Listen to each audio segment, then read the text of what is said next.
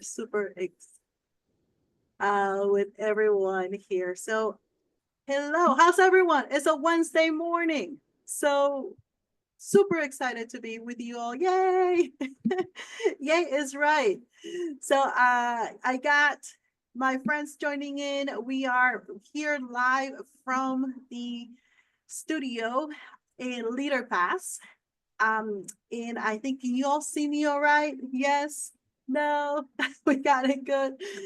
Thank you for being here. This is really so much about you, as it is about launching this book live, because it's been a journey. So, as part of the journey, really, I wanted to have with me on this special day a few of my friends. Not only are they amazing people, they're amazing professionals that have been with me not only through this part of my journey, but have really not poured into my life.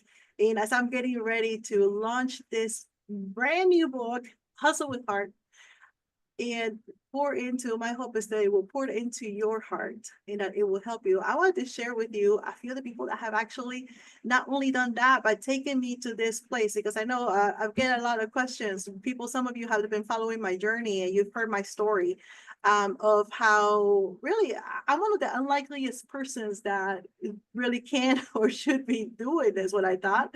My start in life was not necessarily one that even of much hope, but in the journey, I have found much hope, and that really is because of the people that are here with me. So I want to go ahead and introduce my first guest, Mr. Tom Telesco. Hi, Tom. Hey, Hannah, thank you for inviting me to spend some time with you in your audience on this important day. You are a true champion. Oh no, well, thank you. Actually, Tom is with me in the Maxwell team. He's been there way before me. But one of the main reasons with Tom, that he really impacted me is because I was in a very down point of my life, just trying to figure out my business, trying to figure out what I was going to do. And I had gotten one of the calls with him in Maxwell leadership. And he actually had said this one thing that stuck with me, because I was, I talk a lot about measuring. So that's something that I do. But when he talked about impact and measuring, he said not only about the impact that we have financially, but really what is the number of impact in people. And not only did he say that day, but that's really the resonating story that Tom has brought for me to being from a contender to a champion. So, Tom, I wanted to introduce people to you in really what is this unlocking department? What do you believe separates performance from the true purpose in leadership? You talk a lot about that. Yeah, that's a great question, Hannah. And it's funny. When you started out, you said, you felt that it's hard to believe that you actually are in this place right now doing what you're doing. And when I hear your story, when I hear that compelling story and how you found your voice and your ability to share it with people, I think it's a natural progression. Here's what I know. I've been coaching people now for 25 years. And back in 2018, I released my first book called Champion Your Life. And when I released that book, um, one of the main points that I wanted to share with people is that the hardest part of coaching someone is asking that person as they're revving up their engines at the start line if they're prepared for the obstacles that are going to come up ahead. Yeah. Because the truth is, goal achievement really can feel like we're entering into a heavyweight boxing match, and life has a tendency to hit hard. So you have to have heart.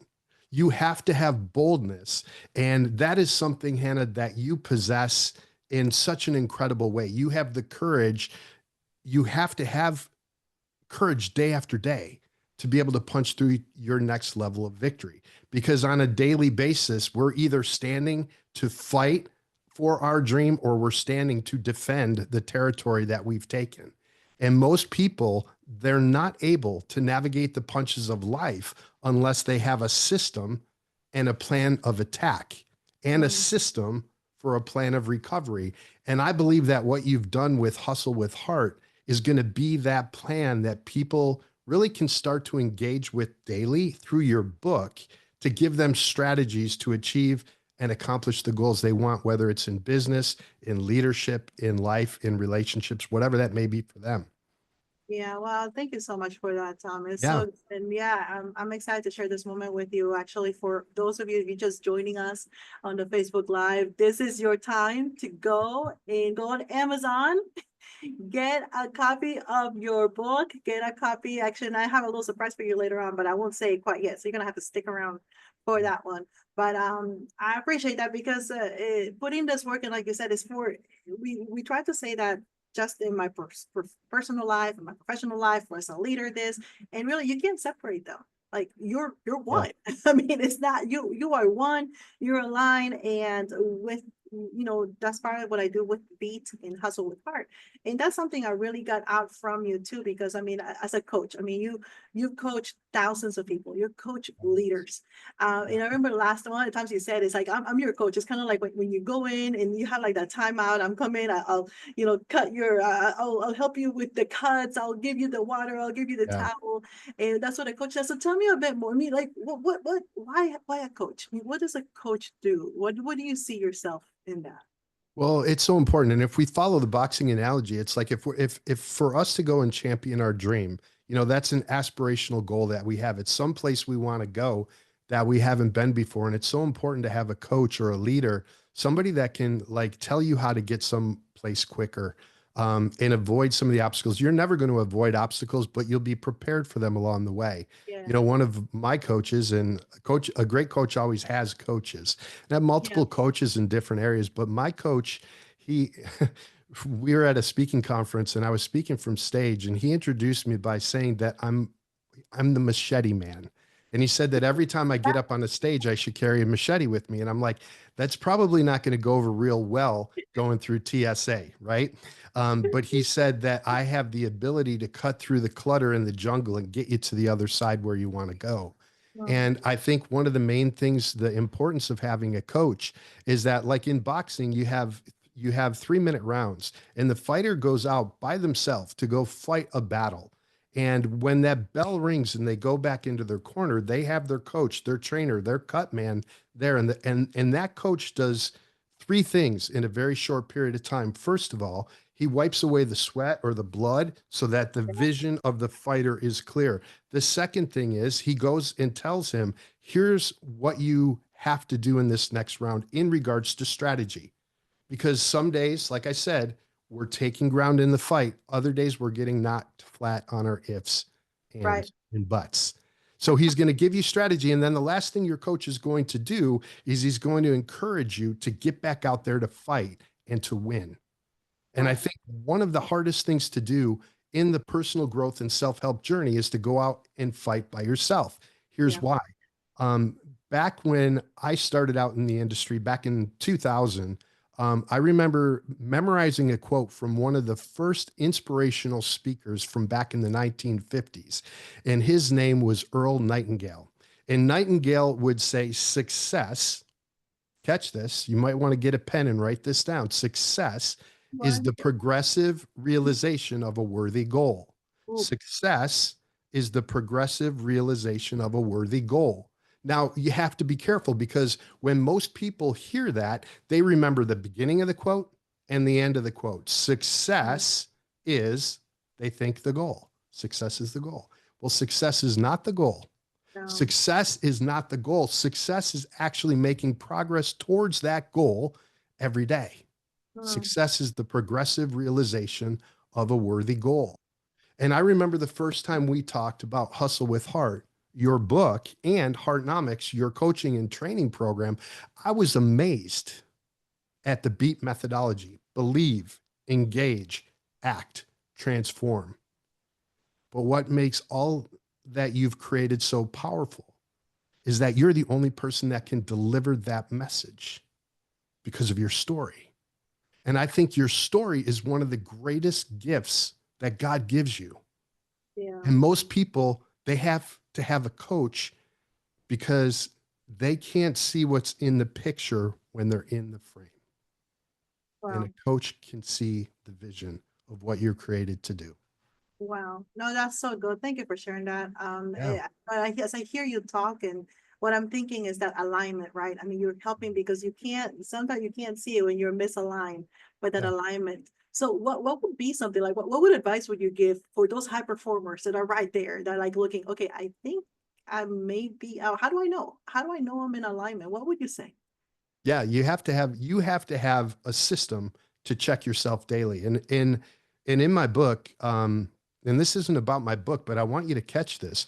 I created what's called the Champions Progression Pathway. Mm, So check this out. I'm saying that champions have a pathway to get somewhere. They know where they are, they know yeah, where they want to go. What is that pathway? It's like a continuum. Basically, when we start out, when we catch that vision for what our goal and our dream is, we're really just a spectator.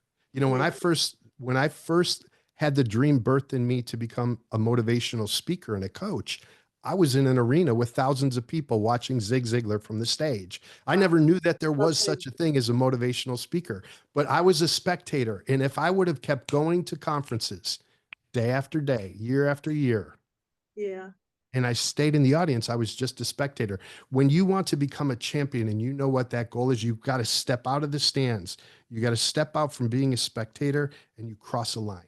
And when you cross that line, you become a contender and you mm, start to fight for that dream and that goal. Now, the contender space is a big, wide chasm between watching something for the first time and becoming the champion. But if you remember that quote, success is the progressive realization of a worthy goal. wow, yeah. Yeah. No, If that's you so can good. track yourself daily, whether it's in business, relationship, finances, impacting people's lives, your faith, you can look at yourself and say, I see where I'm falling back in some areas. I see where I'm moving quickly in the others. Yeah, And one, you have to be accountable to yourself. Two, you got to be accountable to your coach. that's And right. that's why I'm honored to work with you and work Great. with you as you work with all the people you're impacting with your methodology. Oh, no, I appreciate you. I mean, you really have helped me to align and really look at myself like, hey, believing in that because a lot of us we have already it's already in us. And you Yeah. really need a voice of, like I said, a voice of a coach. And in this case, you are my voice to call that out. You know, like, hey, this is where you're at. This is where I see you. You know, and helping me see that because that in itself helped me bring alignment. So Yeah. I got a very hard question for you now. Oh boy. Yeah, this is gonna put you on the spot. Okay, so what's your hype song? I mean, like you're gonna go. What's your song? Do you have like a song that describes Tom? Like, okay, you're gonna go in and like this is it. This is it. You mean what's the walk-up song? Well, Yeah, there tell is me a what's song that? What's called your champion Champion. song? There is a song called Champion with Ludacris sings the rap part is Oh, usually when they Ludacris, put me up there. But I ATL. just spoke in Mississippi in January, and the lady loved the movie Rocky, and so she played Eye of the Tiger, and that one actually gave me chills when I walked up there because that was a movie that was actually the first movie I went to see with my friends when I was young, a Oh, teenager. Yeah, I went to go. Or Rocky Four. It was Rocky Four. Rocky Four. Okay, so Yeah, Rocky, yeah. not Rocky One, y'all. Let It me get wasn't that Rocky straight. Not Five. not No. Rocky One. He wasn't born then. Yeah, That's exactly. Exactly. Rocky Four, and you were just barely making to your teens. If Yes. 15 years old. Yes. no, that's awesome. That's awesome. Okay, here's another one too. If there was a theme ride, what would your theme ride be called? Like, you're like in a theme park. What would you say? Were Oh, you come a on. roller coaster? Are you like the swing chairs? What are you? Well, honestly, I'm not a rides guy. So basically, my dream ride, it would be standing in line to get some good food. Hey, I'm not an adventurer. My wife is, I mean, I'll do zip lines and things like that. My wife will do just about anything. And I'm not that guy. I'd rather sit down, read a book, and watch people have fun. hey, So that's good too. I you see should have so prepped me many on food that question. parks. Yeah. I remember, I think that's part of like even this is advertising. They show so many the different types of benches and the different sitting places just for everyone. So I love Yeah. it. And that's the thing, because that's what we can do, every one of us. That's all. You can go into the same place and we all enjoy a different thing and we all can have just as much fun, don't You we? know what though? That did trigger a thought in me. When I was a little kid, I couldn't figure out how to spell my last name. And Mhm. back in the 70s, when I was a little kid, there was a patio furniture and it was called Telescope. That was the name of the furniture. It was like wicker, just like not the prettiest furniture. And my dad got a box for that and he crossed out the P and the E. And that spells my last name, Telesco. And I remember when I started my first coaching business when I lived out in Las Vegas, and I called it telescopic insights group. And my tagline was this: standing with you, Hannah, standing with your audience, Hannah, to envision your future, standing with you to envision your future. Good. And I think that's what a coach does. So if there's any ride where I could see across the theme park and map out a strategy for someone to get there, that would be my ride. That's so good. That's a good. I love it. I love it. Well, thank you so much, Tom. And Thank again, you. it's been amazing. Thank you for taking time from your busy day. I know you have a full pack couple of days. You're at a Yeah. conference. Conference. Yeah. Getting, yeah, and that's the thing, right? Because as a leader, you consistently looking for ways to grow. Yeah. And that's the part. And I so much appreciate that from you and just your voice and you being a part of this. So thank you for taking time. I honor you. I love you and your husband. I do want to say this, even what you said about leaders always trying to grow, you always make room for your friends and people you care about. Absolutely. So Absolutely. thank Well, you say for hello to having me. Tanya for me I sure will. Be and blessed, many everybody. blessings. Have an amazing day. Go Thank buy the you. book now. Go buy the book. That's right. Amazon, y'all. You should be seeing that link. And yeah, Hustle with heart, thank baby. you, Veronica. Yeah, you should be seeing that link. Thank you, Tom. That should be coming in. You'll see an opportunity there to buy the print book. And so since now we're a little bit inside, I know we got some more friends joining us on Facebook Live. You can actually watch this on Facebook Live. You have the opportunity today with your purchase to make an impact in the hearts of children. What do you mean? Well, every time you buy a book, you go up to my website, www.heartnomics.com, and you'll have the opportunity to put in there your receipt. And for every book that's purchased today, it's going to go directly to the Kids at Heart program, which, who does it serve? Children like what I was. I was in the ICU and CCU for the cardiac care unit for many months at a time at Children's Healthcare of Atlanta. And I didn't have the opportunity to be able to do the what you call like the normal things, right? Like just the camps or they even did dinners with family. So this Kids at Heart program helps people, their families, and the children that are in the cardiac units to be able to have a bit of that normalcy. So today, with the purchase of your Hustle with Heart book, help me. Let's make a big impact together into the hearts of children here in Atlanta, the ones that are currently hospitalized. And I'm excited to be able to collaborate with the hospital. I'm excited to be able to give back because they're a big part of my story. One of the reasons why I am here. So I love that. I love that I get to do this impact with you. I love that we get to do it together. And I am super excited about what you're going to get out of Hustle with Heart. And this has been a work. Yes, it's probably in the written time, probably in the big scope of the timeline has been like this much. But the story has been a story in the making for years. And this is out, it's finally out. But along the way, every time along the way, I've had somebody that has spoken life into me. And that's who I want to bring in next because Miss Sarah Godier. I have Sarah here. Hi, Sarah. Hey, Hey, there you are. How are you, my friend? how are you? How exciting is this? Yes, you're beautiful as always. You're always such a fashionist, this fashionista. Like, look at you. You look amazing. Ever, whatever. Oh, well, thank you so much for being here. I brought you in because I was thinking like, well, who helped me get this out? Because one thing I think something that we all have a story in us. We all have something that's happened, something that we've overcome. I mean, just being born. We overcome, like the little things. Right now, we just think like, okay, well, I can walk fine. Well, there was a time when you couldn't walk. There was a time when you couldn't crawl. There was a time there were many things that you couldn't do. And Sarah, you came at a point in my life when I was going through so much where I really didn't feel like so many transitions and things like, how do I even get up? And something that you did for me is like, well, you helped me really put that boundary with what matters most. And I think that's a time in chaos or even when you good things, right? Like you're trying to grow and you're trying to move forward. It's like we can easily let the important things not be protected. And like you said, letting other people kind of come into Yes, our what you call it our yard, right? And just yes. like stay there and steals the energy and joy out of you. So I wanted to thank you so much because you were that voice that brought that right in to me in making sure that I'm gazing at the important things while just maybe glazing slightly. Those are important things. So tell us a little bit more about you. Tell us a little bit about what you do.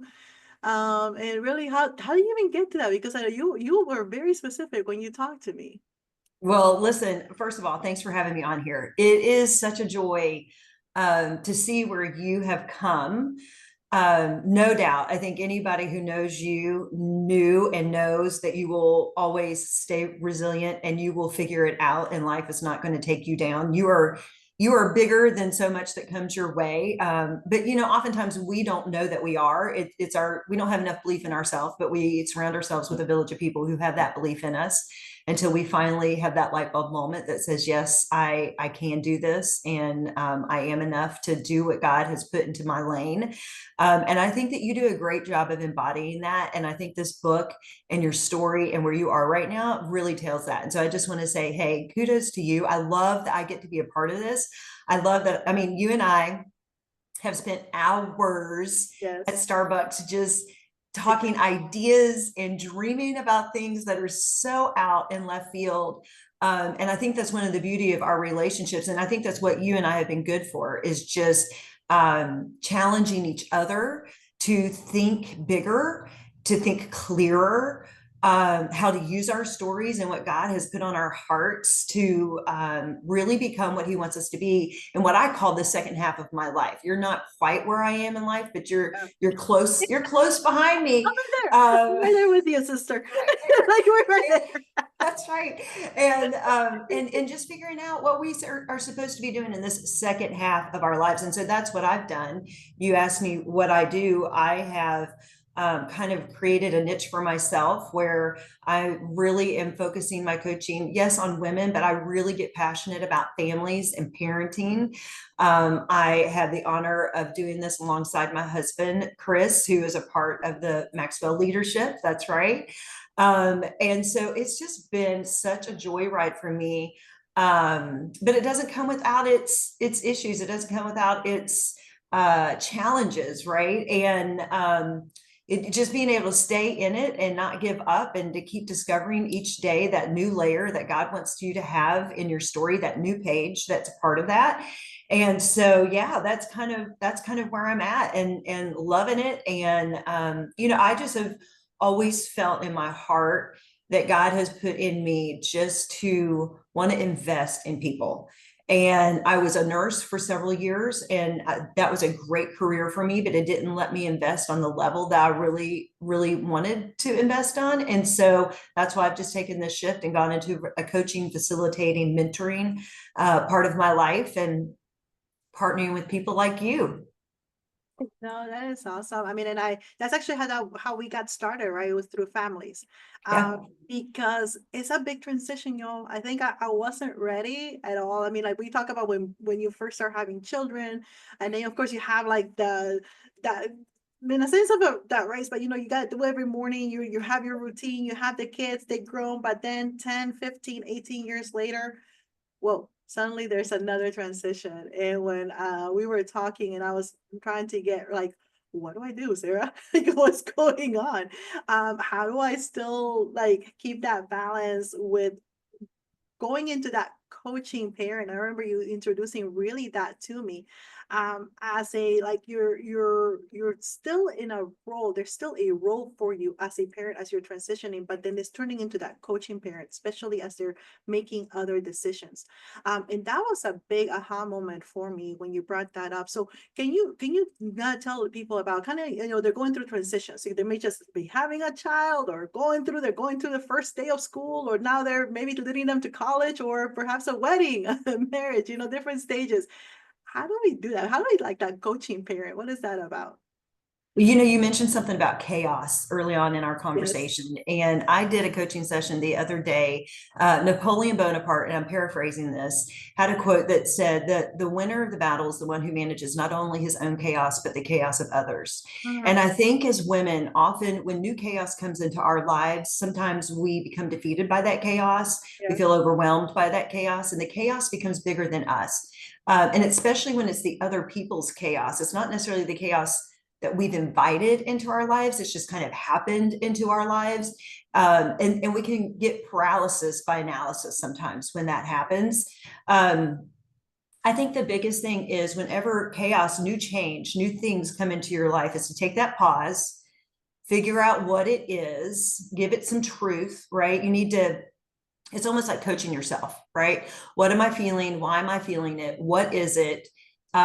Is it right? Is it natural? Is it good? Is it bad? And for kids, one of the things I try to encourage parents with is they have a natural tendency to become independent from us. And you and I talked about this in the book about boundaries. So they talk about that in the stages of life and how they try to become independent of us. And often what we do is we try to clamp in and keep the control that we have of them. But being with our children is no different than coaching a client, right? It's always so interesting to me how we can be in the leadership world full of people who are parents, and they can go and they can coach and they can lead and tell mega companies how to lead your team. And then we go home and we're faced with almost the exact same challenges, right? But we don't know what to do. Hello. And so, like, for instance, I have a friend of mine who's a high level executive in a healthcare system, and she and I were talking one time, and her oldest was just giving her a fit. And I was just like, hey, what would you do if this was somebody on your team? And she's like, I would do this, this, and this. I'm like, treat him the exact same way. She's like, oh my goodness, I never even thought of that before. Just this light bulb moment. But we think that we have to treat family so differently than we treat the rest of the world, when really the values that we're trying to instill in that corporate leadership role, it's just as important to instill into our families and into ourselves. So just as you would coach a leader on a team to how to evolve with their team, we have to coach ourselves to teach ourselves how to evolve with the team that God gave us, right?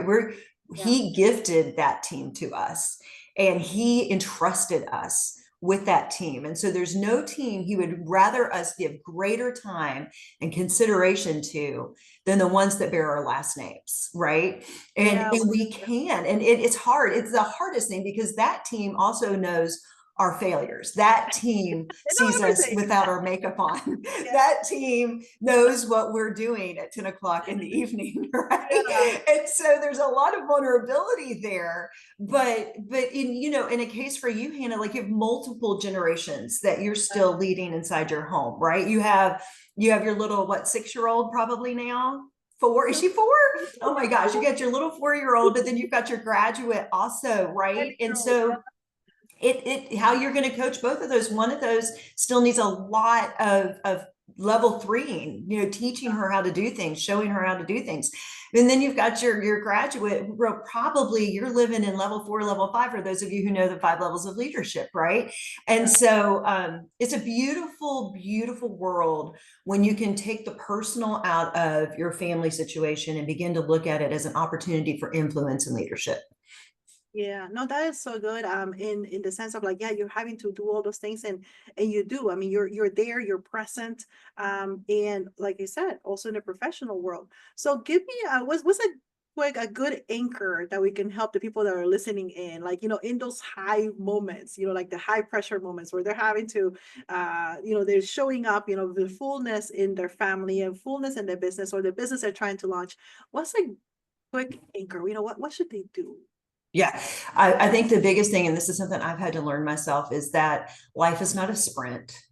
It's a marathon, right? And so there are going to be moments where you're really focusing. If we're talking about training for a marathon, you're really working on distance running. You're really working on nutrition. You're really working, and maybe you get an injury, and then you have to slow down a little bit and you have to heal that injury. And so you begin to focus on something like that.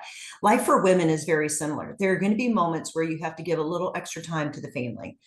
And then there's going to be times where that's stable and you have to give a little to your career. Or now, something's going on in your personal life, and this, right? Where you kind of had to pause a lot of other things and decide to invest in you, which, again, as women, we're not very good at. We are great at taking care of the rest of the world, but we don't stop to say, hey, Hannah, hey, Sarah, what's going on in your life that you need to heal in right now before you can be ready for that next thing. And one of the things that I try to encourage my younger sisters in is that now being in my 50s, I understand I still have a lot of life ahead of me without the kids at home to accomplish the things that God wants for me. Even if you look at John Maxwell, right? Like John started when he was young, like with you can see built upon his success. But when the company really let loose and when we, just really went all in, he wasn't 20, right? He was in his 40s and then his 50s, and look at what he's doing in his 70s. And so my thing is don't get discouraged as new chaos comes in, and as your chaos changes, pause in that chaos, address that chaos, handle it really well so it's not going to rise back up and be a problem later on. And all of those things are just going to build upon each other. And when your time comes for whatever that next moment is, remember your days are ordained, right? Your times are ordained and the Lord has gone before you.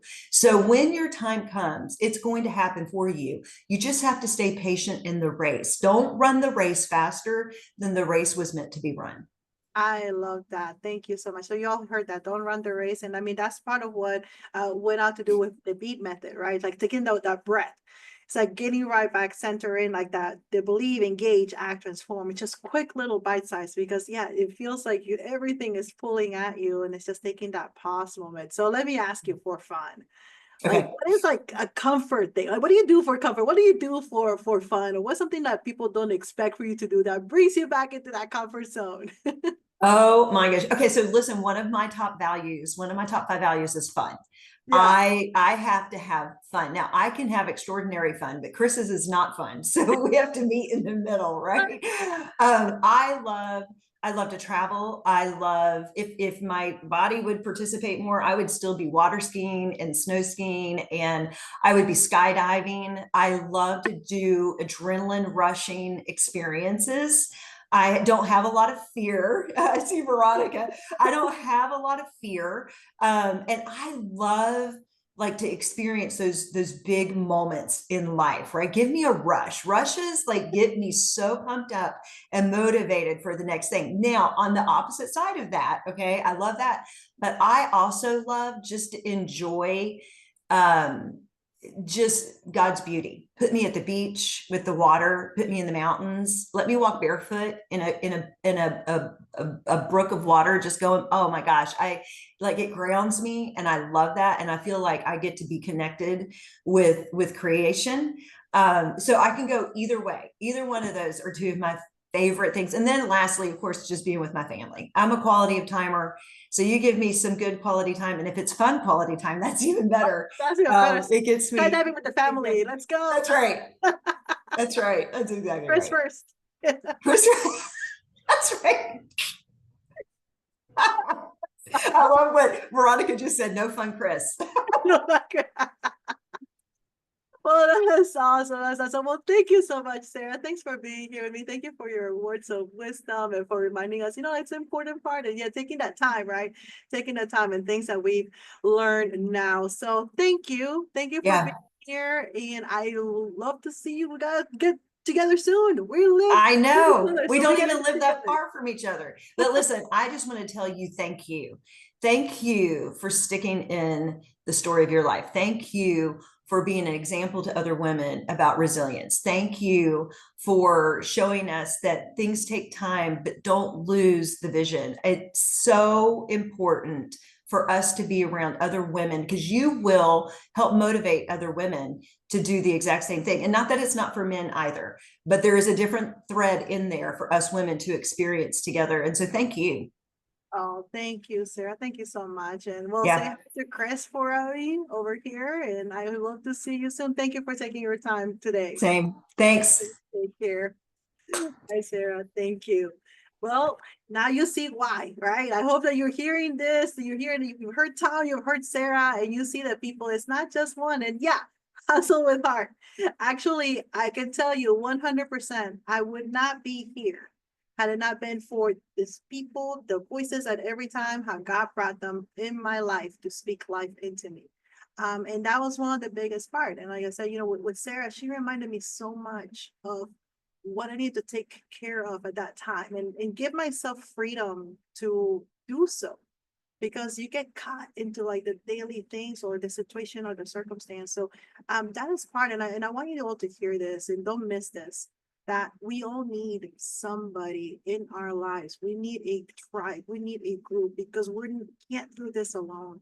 And you need a process and you need a method.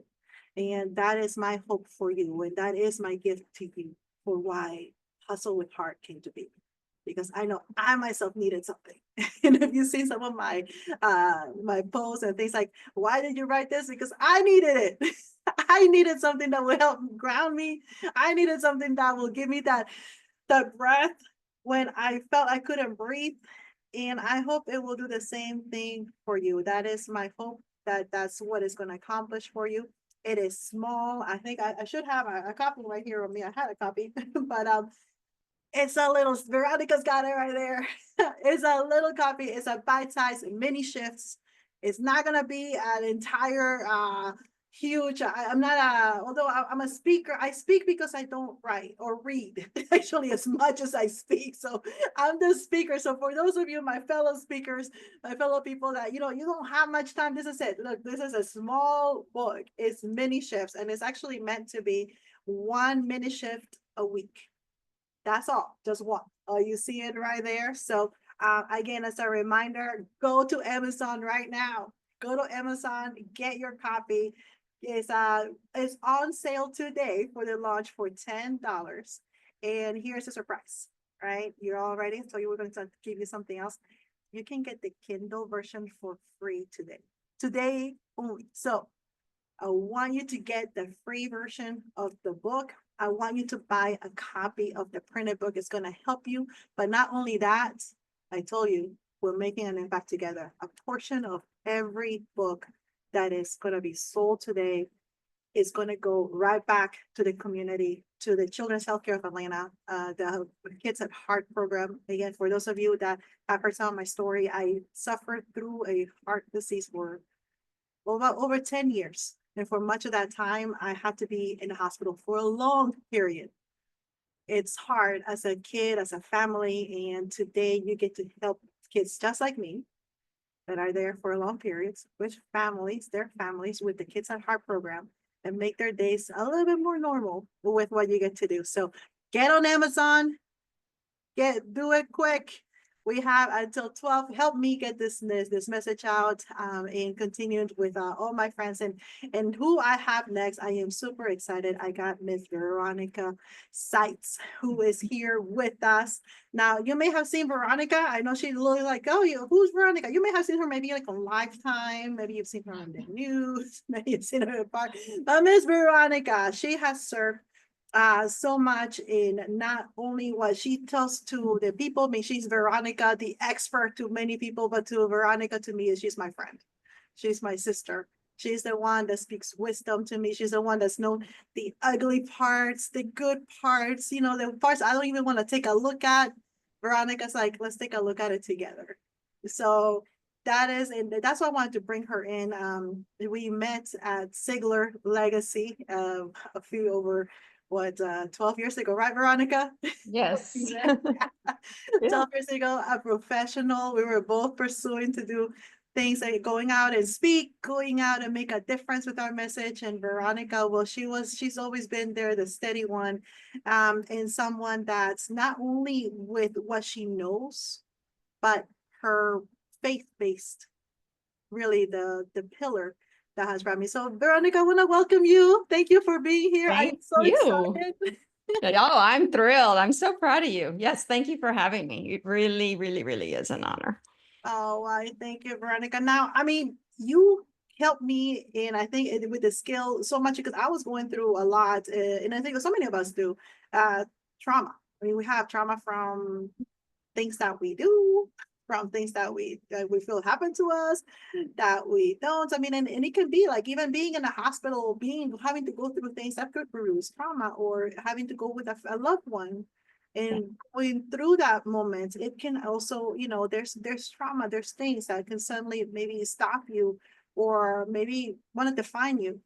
But you do such an amazing job in helping seeing beyond that and really offering that hope.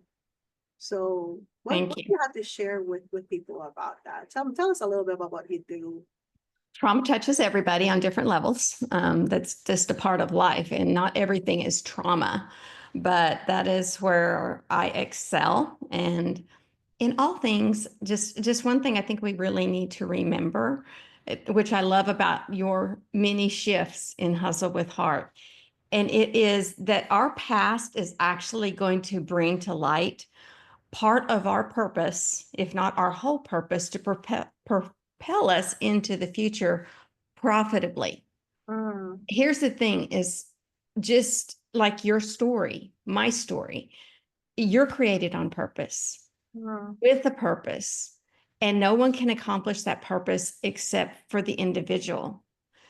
And when we recognize that life does have touches we don't want, such as trauma, what I'm able to do, what my strength and really what my expertise of is forensic triage. Like, what is that? Tell us. So many people may not know what that means. so forensic triage is usually in the context of data, of cyber stuff. However, if when we understand the brain, which I am a doctor of traumatology and study neuropsychology a whole lot, understanding mind, body, and soul allows my ears to hear things differently. Because I know trauma way too well, far beyond academics.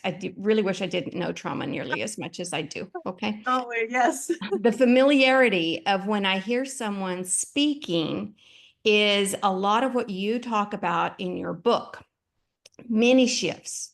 Yeah. It's one thing to recognize and be self-aware, but I really narrow down to three things. There's a level of awareness, there's alertness, and then there's action. And Y'all so need to be I'm, writing down right yeah, here. yeah. Can you say those again? Awareness, alertness, and action. An individual cannot take action with awareness alone. Awareness is the beginning level. Where I spend most of my time is I'm alert because I'm a first responder in all things. Um, I love what Sarah said, as moms, we're managing everybody's chaos. Well, that's what I do for a living. And it's not that I manage everybody's chaos, it's I actually respond to chaotic situations. Been doing that for over 35 years as a crisis response chaplain and doctor of traumatology. So when chaos happens, just case in point, when hurricanes hit, I'm the first one there. I go to ground zero and we've got to get people. I'm doing my role, which is the soft skills. I'm dealing with mind, body, and soul. Like, okay, what am I hearing people say? Yes, there's disaster everywhere. Mhm. Nonetheless, FEMA's going to come in, different agencies are going to be there. You've got fire, rescue, EMS. They're doing their first response level. I help bridge to the mental health space because in situations where trauma has touched individuals, what Yeah. I'm hearing, what forensic triage is I'm listening to what are the building blocks that right now have made this one worse when they have survived multiple hurricanes in the past. What keeps coming up here in the conversation? What keeps surfacing when their eyes and their body are seeing everything around them verbally? What is spewing up? Because that is telling me, okay, something got stuck in the past. Something's buried. It's never been dealt with. And when it comes to business and how I bridge that gap is, as leaders, we often don't know what's touched individuals, but we've got humans that we're working with, and all humans come with baggage. What we Yeah. see is the behavior, the performance, the way of kindness, the incivility in the workplace. We see the symptoms.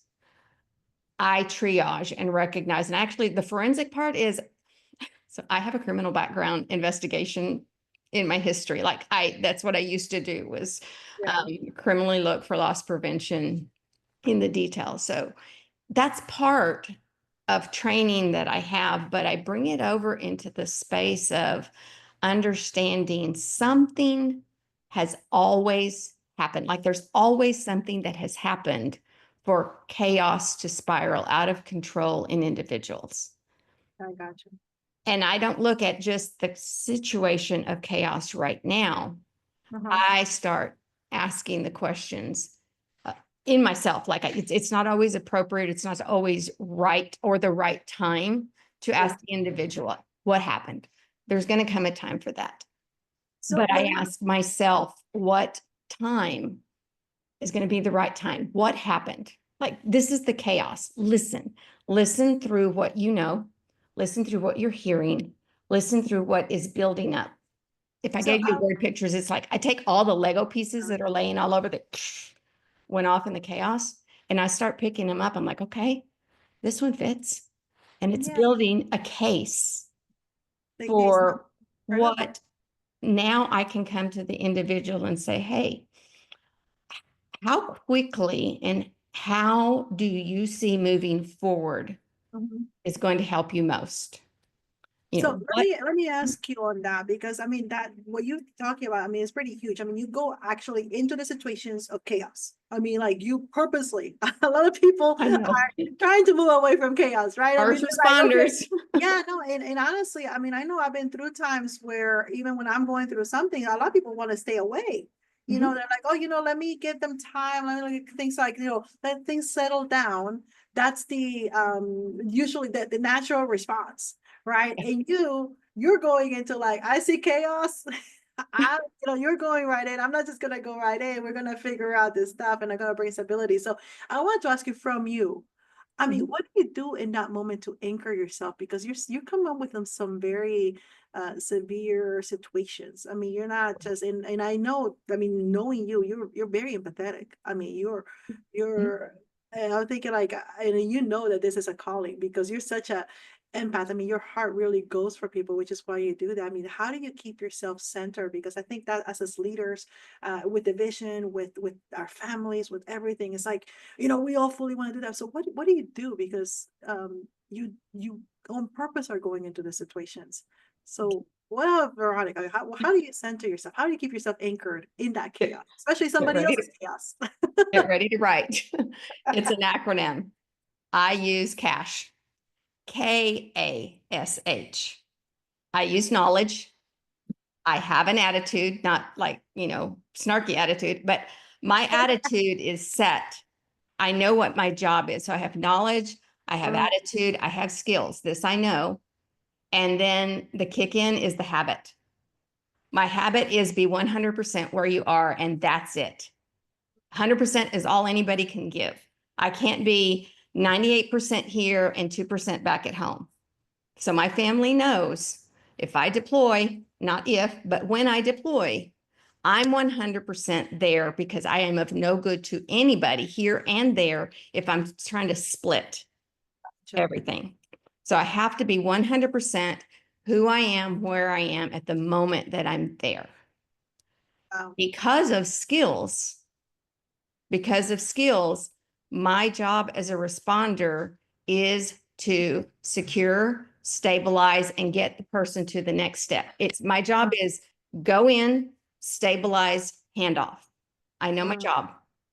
Now, the empath part of me does struggle with that sometimes because some people really sink in there and you're thinking about them later. But the habit is I've done everything I can in the moment with what I have. And I cannot, when I leave this, when I or I am end of mission is what the terminology we use in the military. When it's end of mission and I'm no longer on deployment, I need to shift. Okay. I've got stuff with me. I just went through stuff and I need to know what am I going to employ for wellness, decompression, re-engagement? What does re-entry look like? Because when I come back home, mom, grandma, wife who was deployed is not the same person coming back because now I have more stuff. So again, it comes back to that cache that we have, the knowledge, the attitude. And listen, you and I both learned this. I mean, attitude determines our altitude. Yes. So if I Absolutely. get stuck in the stinking thinking, I'm going to spiral into places that's not good for anybody. Oh, and I've done that. We, was thinking, Confession, like, been oh, there, I done mean, that. So, actually, that's one of the reasons why beat came for me, because like I had to at first get my belief straight. mhm, Like, and it was at times when things are spiraling, it's hard to believe. You gotta push to believe. It's an easy concept in a sense, a simple concept, but it's hard to do in that moment. That getting thrown into that hope. So cash everyone. So you cash. gotta do cash. KASH, knowledge, attitude, skills, and habits. I Develop, love it. use them. I mean, we all have that deposited in us. It's just a activate it. Yeah. Motivation will get us started. Discipline will finish things. And so that's what it takes. It takes discipline to know the end result that I want, both for myself and also for others, but they have to want it more for themselves than I want it for them. Oh, I That's like the it. key. So on that note, let me ask you, what is your favorite unexpected way to encourage somebody? I mean, like, what's like your absolute favorite? I mean, like, what's just like, maybe even like off the wall, they're like, what was that, Veronica? Well, that's complicated by the fact that everybody's unique. So Yeah. my favorite way is to ask a person what will fill their tank. Well, we'll filter things. What's going to fill your tank?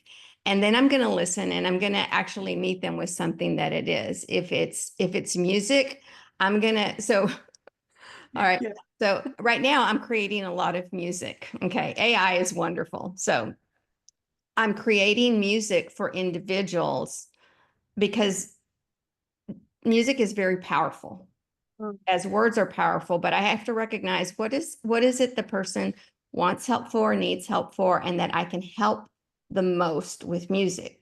Lyrics may not be the best thing. Sometimes lyrics can be. It depends on what are they, to what benefit, and to what direction can they send a person. But a lot of times I do instrumental. And instrumental is I listen to what they've said. I just put that into the AI and create for them. And then just ask them, hey, just was wondering, hey, give me some feedback on this. What do you think about it? I'm not saying that I'm doing it for them. I'm just asking them for feedback because the feedback's going to tell me, was it good for them? Or, hey, that's cool. How did you do it? They're deflecting. They're deflecting. I'm like, Yeah. okay. But when it's good, they will say it's good. And I'm like, okay, that was designed just for you. Wow. Here's how I Yeah. want you to use it. And then I Yeah. give them some steps on how to use it as an instrument, as a tool, as a resource of self-help, because they didn't help themselves in that, yet they did. I asked them that diagnostic question, what helps fill your bucket? They told me, so that's how they helped themselves. But I met them with a resource. And that's why coaching is important. That's why mentorship is important because they know what they need, they know what they want, but they just don't have the piece to bridge the gap. Yeah, no, absolutely. Well, thank you so much for that, Veronica. I know we've shared a lot of times where we both got really deep, insightful, but we've cried, but also we've laughed. I mean, when we laugh, we laugh like our bellies. We have laughed hard. We have laughed so much, y'all. It's been fun. It's been funny, just like seeing that. But I appreciate you. So, thank you for being here with me. Thank you for being a part of this and really speaking life because you helped me up a lot during these past years since we met. Like for what now? It's been over 10 years, 12 years We're now. into our second decade. Yeah, look at that. But thank you for holding me up. And thank you for what you do because I mean that again, it takes a special type of person that's willing to go into the chaos and going into places that we don't want to see a lot of times, and you're getting helping people get out of that. So thank you for that. So feel free to stick around. I know you're here and we got some more guests, but I so appreciate you. And well, I'm actually very excited for you to meet the next person. Oh, I'm going to stay on. I'm staying on. And listen, I'm going to promote you. This hustle with Yes, heart is a real thing, and because you haven't the mentioned doctor. it, this is trademarked. I mean, that heartbeat method, Heartonomics, it's trademarked. So I'm just going to leave it with this. One thing that Hannah and I have been really good for is iron sharpening iron. You're either Yes. in the common club or you're in the comma club. We've been adding commas to revenue because of our past, and now our performance is more profitable. So go do the same. Awesome, awesome. Thank you so much. And thank you for plugging that in because it's true. Remember, Amazon. Go to Amazon right now, get your printed copy. It is $10 for today. And whenever you purchase one, you're not just impacting your own life with the beat method, but you're going to impact the lives, the hearts of children here in the city of Atlanta. So I am so excited to be able to do that. But I'm really into talking about Children's Healthcare of Atlanta. Well, there's particularly one person that actually, when I came here, I met at Children's. At the time, it wasn't called Children's, it was at the doctor's office. But this is a very special person. I am so excited to have her here with me, and is Miss Angela Hawthorne. Hello, Angie. How are you? Oh, I'm so excited to talk to you today. Oh my goodness, what a privilege to have you. For those of you, you may not have seen Angie before, but Angie was actually one of the first people that I met when I came to this country. Now, I didn't speak English at the time, remember? Oh, I remember it like it was yesterday, Hannah. You know how I've been a nurse for 40 years, and Wow. there's some families that just stick in your heart. And I can close my eyes and see you and your mother Oh, handing us over your medical records, and all in Spanish. yeah. But we did notice right away, the your irregular heartbeat that was very scary to see. So we had to get the medical records interpreted. So all we could go by was really just the strips from your EKG that were very scary and very deadly. And so you can imagine, being there with Dr. Campbell and us discussing it before we brought you back to talk to you about it, that it was just it was a very scary situation. I can't even imagine what it felt like for you and your mom, to come to this country to get this help.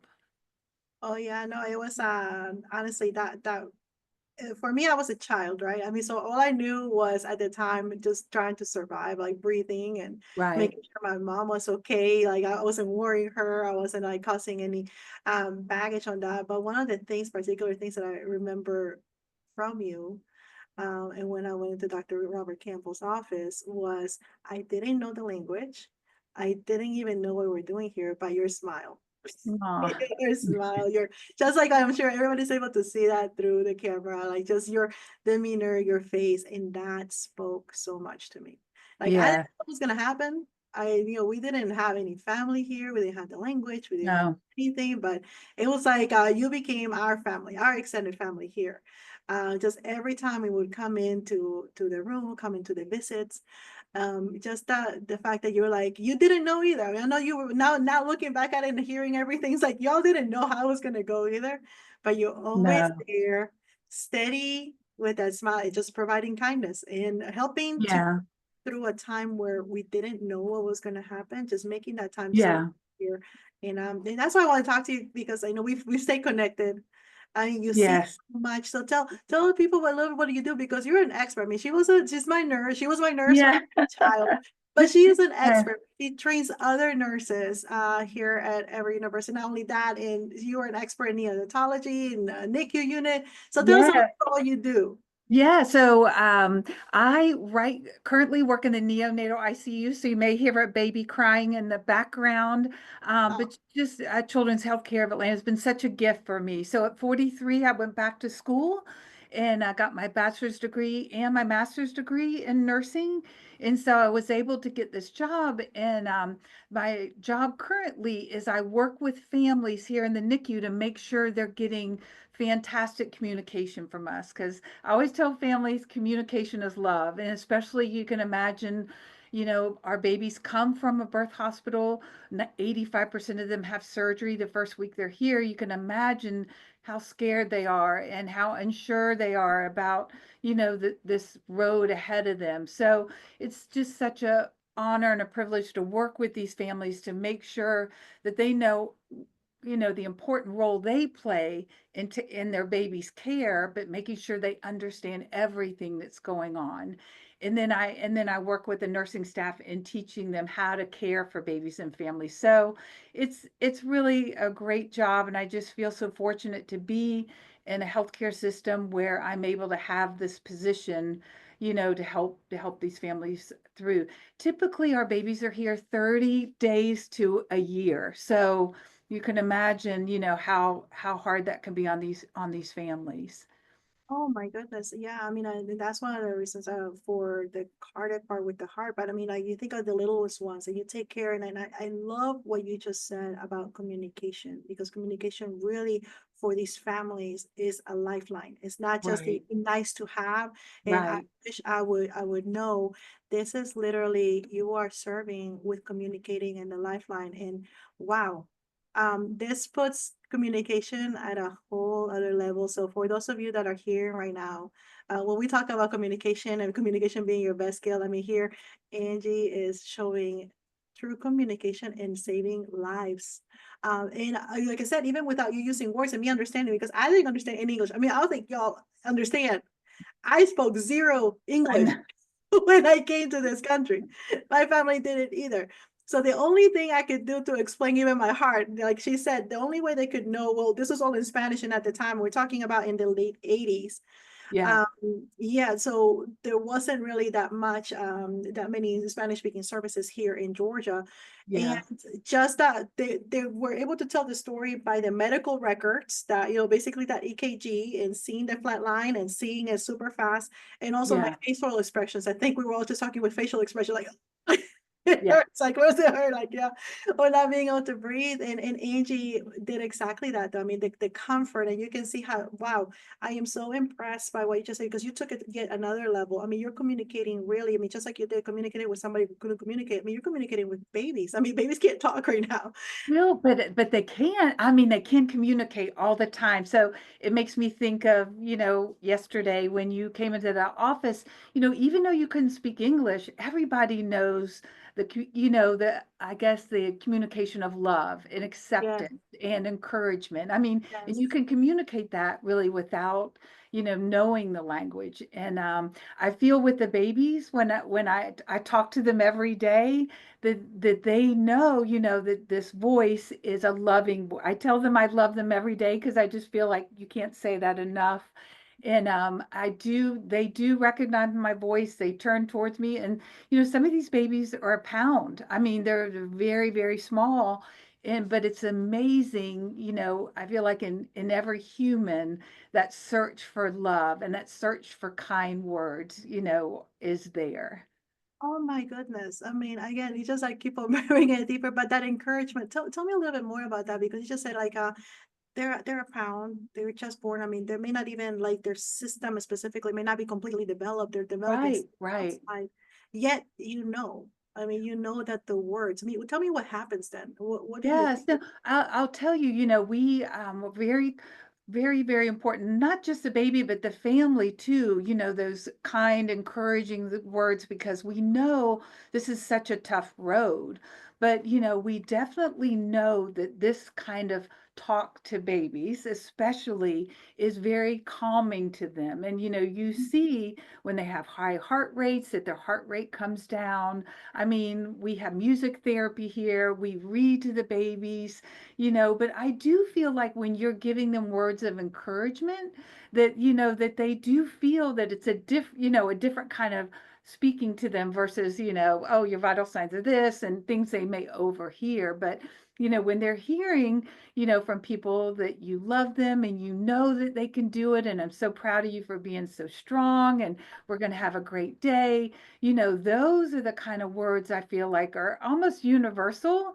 Yeah, That even if you don't speak the language, or you're, yeah. very premature, that there's still such positive, encouraging words.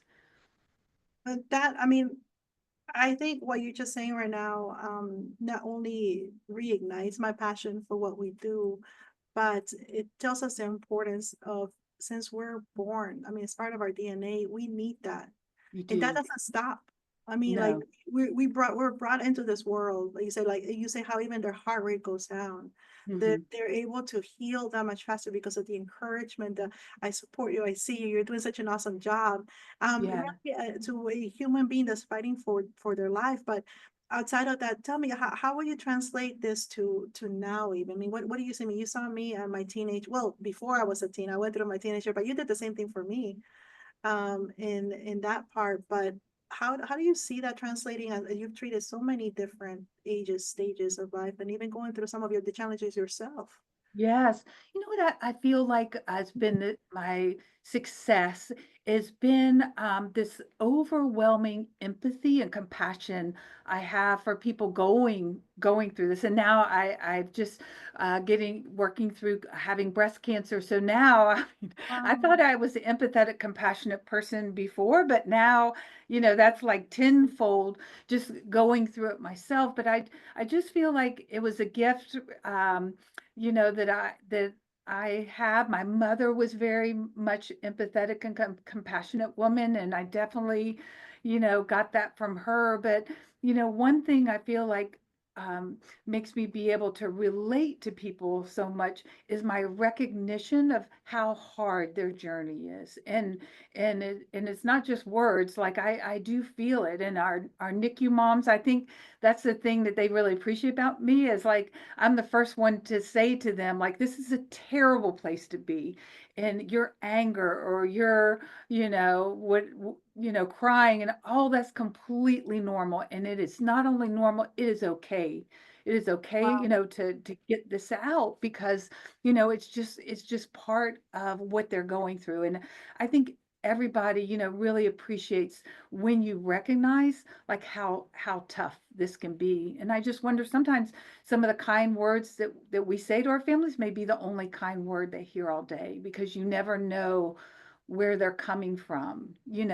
Are they getting kind words at home or do they feel very guilty or being blamed for having, had their baby too early and now they're in the NICU? So I do, feel like that, just kind of getting on them level and then letting them know right away how much I care for them as a person, really opens up that relational piece. But down the road, it helps them bond with their baby, which is, it's a win-win, right? Because it's so hard to bond with your baby when they're so sick. So I feel like if a mom is in better, or dad is in a better emotional health, it'll help them be able to bond with their baby too. That's amazing. That's awesome. And I in my hustle with Heart Book, part of the part is the heart framework. So it starts with hope and then it's empowerment. Yeah, And empowering, right, what you're saying right there is empowering, like, well, because you cannot give what you don't have. If you don't feel right. empowered yourself, like if you don't feel like you can do it or you are able to do these things, you won't be able to. And I think what you just said is you're empowering the mom to be able to care Mhm. for the the baby, the being that needs to be taken care of. And I think that just speaks so much about how we gotta empower, we have to empower the empowerer, Yeah. like it says, because you're really like No, it's a absolutely. dual thing, is that you're empowering the baby, right? Because you're with the words of affirmation, but you're also empowering the mom, because if you don't, the baby won't be able to be all that the human, the Right, amazing human that he or she was born to be. right. So that is huge. So what do you do for you to empower Yeah, yourself? Because you're giving all the time. So what do you, Angie? yeah. How do you So yourself like empower? yeah, so that's a great question. So I wake up every morning at 3:45, Monday through Friday, and I get out and I run. I put my running shoes on and I have blinkers on, and that is just my time to give back to myself. I found that if I wait till the end of the day, I'm too tired or I'm emotionally tired, but I feel like I have energy, and then when I come to work, I'm just so excited to, have that day ahead of me. So for me, that's always been so helpful is the running before work, and I started running at 43, so I was kind of a late adopter because it was cheap and it was something easy I could do while I was in school full time and working full time, and then it just stuck. And when I had my double mastectomy, the first thing I said to the doctors when I can run again, and I think they thought I was crazy. And but I'm like, no, no, no, no. This is helps me heal my mind. It helps, helps me be able to come to terms with everything. So it's really been such a gift, to me to be able to have this. And sometimes I run really slow, and sometimes I walk and I run. But it's just been a real gift to myself to take that time to do what I need to do to get my mind right every day. Oh, wow. I love how you said that, it's a gift to yourself. Yeah. I think that's one of the things that's so important because you are on the front lines every day. You say you start at 3:45, literally fighting on behalf of the tiniest of us humans, fighting for them and fighting for the moms, fighting for the families. And the first thing is, you give that gift to yourself and you do it at Yeah. a time when you can do it. Yeah. Like when like, hey, I need to do this at the beginning before I'm completely depleted, because if I'm Right. depleted, I can't take care of me. So Yeah. I love how you're saying, and it's simple. And like you said, Mhm. how you started. Well, what was the cheap and easy to do it? Like, what's something fast? It's not going to cost me anything. Yeah. Very practical. And I think that's something that is so key for, especially for all of the people who are listening. I know many of you are in that caretaker role. Many of you, I mean, you're taking care of a parent, you're taking care of a child, you're taking care of people in the business. You're a lot of taking care of. And I want you to hear what Angie's words just said. I mean, hear from somebody that not only every day is in the front lines taking care of the littlest of ones that can't take care of themselves. Is she's taking care of the ones that are taking care of the little ones to make sure that the transfer right, because she's not going to be with them all the time, but also first of all, taking care of herself through the struggles, because I'm Yeah. sure you're going through your own story of healing, Yeah. the double mastectomy with the cancer. I mean, keeping yourself in that. Were there times that maybe you doubted yourself? Were there times where you say, well, how am I taking care of somebody else if I can't? With those questions, because I thought a lot Right. of those Right. questions came in to me. I mean, did you ever have those thoughts? Oh my gosh. When I was first diagnosed with cancer, I couldn't quit crying. I've never had really had problems with anxiety. I've never had problems with depression. And I'll tell you, getting that diagnosis, I've never had my feet kicked out from under me before. And I reached out, thank goodness, to it is a virtual online therapy group. And I reached out with a letter that says, I'm desperate. I need someone to talk to. And, I do feel like it was a gift from God. This woman I've met with every week. I told her my story. I told her I couldn't function and I need to function. And it's amazing, every week we meet and she has been able to say something, do something to help me feel strong again. And, I'm really feeling strong again, to be able to, give my 100% at work, like Veronica was saying. But I just feel like, many times when you're not expecting it, these gifts come to you, and and I'm just so appreciative for the mental health I've been able to get to get to where I am today. So. Oh, now y'all know now why she's one of my heroes right here. Oh, That's why. That's oh, why thanks. she just said, I love You're my it. hero. Look what you've done. I mean, from, someone who came in with essentially a deadly arrhythmia. Your Yeah. mom, had that hope, bringing her daughter that hope, that she could find someone to help you, you Yeah. know. And I don't think it's any accident that you're where you are today, right? You've been through a lot, and I feel like that everything that you're doing today is just a culmination of all that resilience that you've built to be able to, reach out and help other people with your message. Oh no, I appreciate that so much. So let me ask you something fun. It's like in your Okay. hospital, like two things. One, do you have a Okay. nickname at the hospital? Do your patients give you a nickname, or does the nurse give you a I nickname? don't have a nickname, but I have too much energy is what they say. So they're always like, you walk too fast, you have too much energy and all that stuff. So I don't really have a nickname except, everybody's always commenting on, the kind of energy I have. So I was just born that way. Energy. I love that. The too much energy. So kind of so lightning bolt. Yeah. So much energy. And what's your favorite snack? I mean, you're there long hours. Oh my What's your gosh. favorite snack there? Oh my gosh. Well, what I should do and what I shouldn't do, right? Should be, but I was diagnosed right before my cancer with pre-diabetes. So, that cuts out all the yummy snacks, Oh, all the so fun. yeah, Yeah. so right now I'm way into these really good Cosmic Crisp apples that you can buy at Costco. That's my favorite snack right now. There you heard it. So that's good. So crisp apples, good for the Oh, heart, good for the energy. that's right. That's right. Very good. So, So good. Well, thank you so much, Angie. Thank well, you for thank you for being having here. Thank me. you for taking time. I mean, you are on site at the hospital. Yes, that's Right back to the babies. So Yeah. thank you so much for giving us this time, and I'm excited to hopefully see you soon. I'm gonna be making a stop over there at Choa on the We would 5th. love So that. I'm excited to do that. So I can't wait to connect again. But thank you for being here. Great. Thank you for all you've done. Thank you for how much you poured into my life. Okay, thank you so much. Y'all have a good day. Thank you, Angie. Take care. God bless. So you heard, I mean, this is way above and beyond what I expected. I mean, you see communication in real time, not just communication, but empowerment, the words, the people. It's a lifesaver. It's completely a lifesaver, a lifeline. You see what it does for babies who we think like, oh, can they really hear me? Can they do? I mean, they don't even have all the systems done, but like she said, they totally hear you. And because they can't talk and you can't talk at times, where even your breath is taken away, your speech taken away, we can still communicate with one another. And I think that's one of the main things too, that I want to encourage you today. And that is part of what Hustle with Heart is about, because that is the heart framework. Yeah, right there. The heart framework, because it starts with hope. And this is actually something I have in my office. And if you've been on a Zoom or a strategy call with me, it's something I always have right there. I will always have hope. It's part of what I do, is part of, like, it's the beginning part for me. It's the beginning of everything.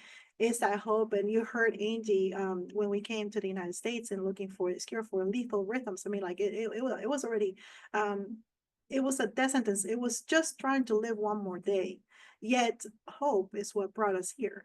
Hope is what kept getting us to ask another question, communicate, look, be in the searching, but the hope also from the medical facility, medical doctors. I mean, you see, you heard it from her, me in the right there in the hospital room. She has very much, she's full of hope for each one of those lives that she's taking care of, knowing that her efforts are going to yield life for these children that are one day going to grow up. So it is awesome.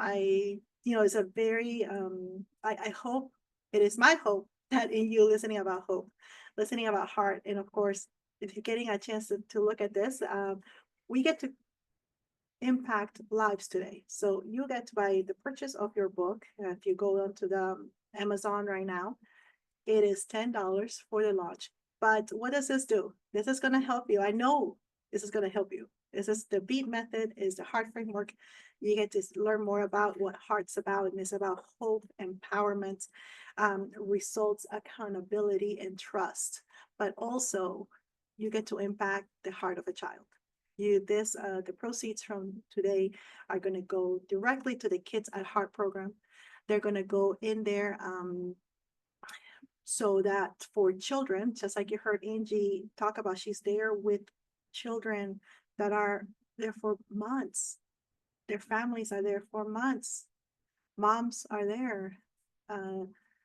I too was there for months at a time, and it's difficult to try to keep some sort of normalcy of what we can do. So together, I'm inviting you to be a part of this story, be a part of this launch, be a part of this book by making an impact. And that's why I have it here. Maximize your impact. And this is how we get to maximize impact. We get to do this together. Outside of this, I have another surprise for you, since we're at the top already, an hour into our live, is that when you go into www.heartnomics.com, put in your receipt from Amazon, and you're going to get two things. One is you're going to get a free mini rhythm workbook, which is going to help you work through each part of the heart framework, the hope, empowerment, accountability, results, and trust. You're going to get a chance to have a free mini workbook on that. And every time you put in your receipt, is how we'll know we have a matching person that is going to match funds for the Children's Healthcare of Atlanta. So we're maximizing your impact. We are helping touch hearts. And I am super excited here. And I hope that I know that even if nobody else out there is getting something out of today, I'm telling you, I know you are, but every single person that you've heard from so far has had a true meaning and have helped me get to where I need to be. So, free gift today and today only, the Kindle version of the book. Go ahead and purchase the printed copy. It's a discounted price of $10 and help us make an impact together. And my next person that I want to bring on board is Miss Lithia Owens.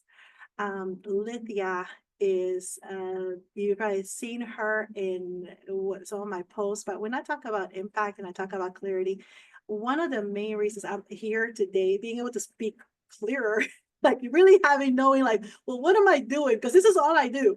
Like, I know I do all these things. I know I can get in there, but I needed somebody, that resonance, that board that can help me clarify that message. Because in order to be able to help somebody, you need that clarity. And Lithia, my goodness, she is an expert. She's here. Welcome, Lithia. Welcome to the book launch. How are you? I am wonderful. I got the memo about the pink. And I it am almost looks like here. we're wearing matching necklaces even. That's right. And I've gotten my copy of the book. And so I am supporting you and the children and this movement that is going to change so many lives. Oh, I thank you. I thank you. Well, it's Lithia, to be completely open. She was the one who said, hey, Hannah, why don't you, with your personality, kind of how you are, I don't usually tell this to other people, but like kind of like this, just seeing who you are, just have a live. And I'm like, well, how do you do that? So it's just put a live together, put this something. So actually that the main one of the starting points, a catalyst for today, you gotta thank this lady right here, Miss Lithia Owens, who came up with the whole concept. Go ahead, let's have a live, let's do it together, let's help people be a part of this. So Lithia, I mean, you came up with that idea. What do you look? I mean, you have brand strategy. Tell us a little bit about what you do. Absolutely. First, I got to give the queen her kudos. Like, Hannah, you are such a game changer. I shared the idea, but an idea has no impact without implementation. And look what you have done. It is amazing. You're bringing people together, you're blessing people, you're transforming lives all over. Yes, yes. Veronica's Yes. like, yes, her copy. I got my copy too. My copy's right next to me. But, you're transforming lives because you, number one, understood your assignment. You understood that the things that you've gone through that weren't so great and the blessings that you've experienced are not just about you, they are about really transforming the lives of others. And I just want to give you your flowers while you're living and give you kudos for being such a powerhouse and such an implementer. Because again, I can give you an idea, and I have a lot of clients as a brand strategist where I give them ideas, but it is up to them to make sure that those ideas come to fruition. So I just wanted to give you some kudos around that. Thank you. Thank you so much, Lithia. I appreciate it. Yeah. So when you think about branding, and I'm so excited to be on this call, right, Hannah, because some of the people who are reading your book are going to read your book. Some of them are going to be, leaders. Some of them are going to be professionals who aren't in leadership roles. Some of them are going to be individuals who may be students or stay-at-home moms. It doesn't matter who you are. What I love about this book is that it's about impact. It's about the opportunity to have an impact on the world around you. And so, whatever it is that you do it to the best of your abilities and with the greatest level of excellence. And so that means that branding is important for everyone listening today. So Wow. Yeah. everyone can build a powerful, influential brand because your brand basically is the real estate that you hold in other people's minds. It's what they think about you, what they feel about you, Hannah, what they believe about you, and what in their heart, in their mind, is true for them about you. And so it's important for each of us to own, to dominate, to be intentional about the story that we are planting in the minds of others about who we are. I'll never forget, Hannah, when we were in Dubai together at the Game Changers Mastermind Retreat. We were on an excursion, and when I looked up, you were like gone, and I'm like, Now, I feel like the mother hen. I'm like, how many people do I have? Can I see or whatever? And you were just gone. And when I found you, you were exploring. Like you were just like la-di-da. You were taking it all in. You were exploring. And I mean, in that moment, I realized just how freaking brave you are, right? You are brave. And that's a part of your brand identity. And so each and every one of us, based on how we show up every day, based on what we do, based on what we say and how we say it, we are building a brand in the minds of the people that we live with and we work with. And so it's so exciting, Hannah, that your book is going to equip people to be even more intentional about the impact that they have in the world.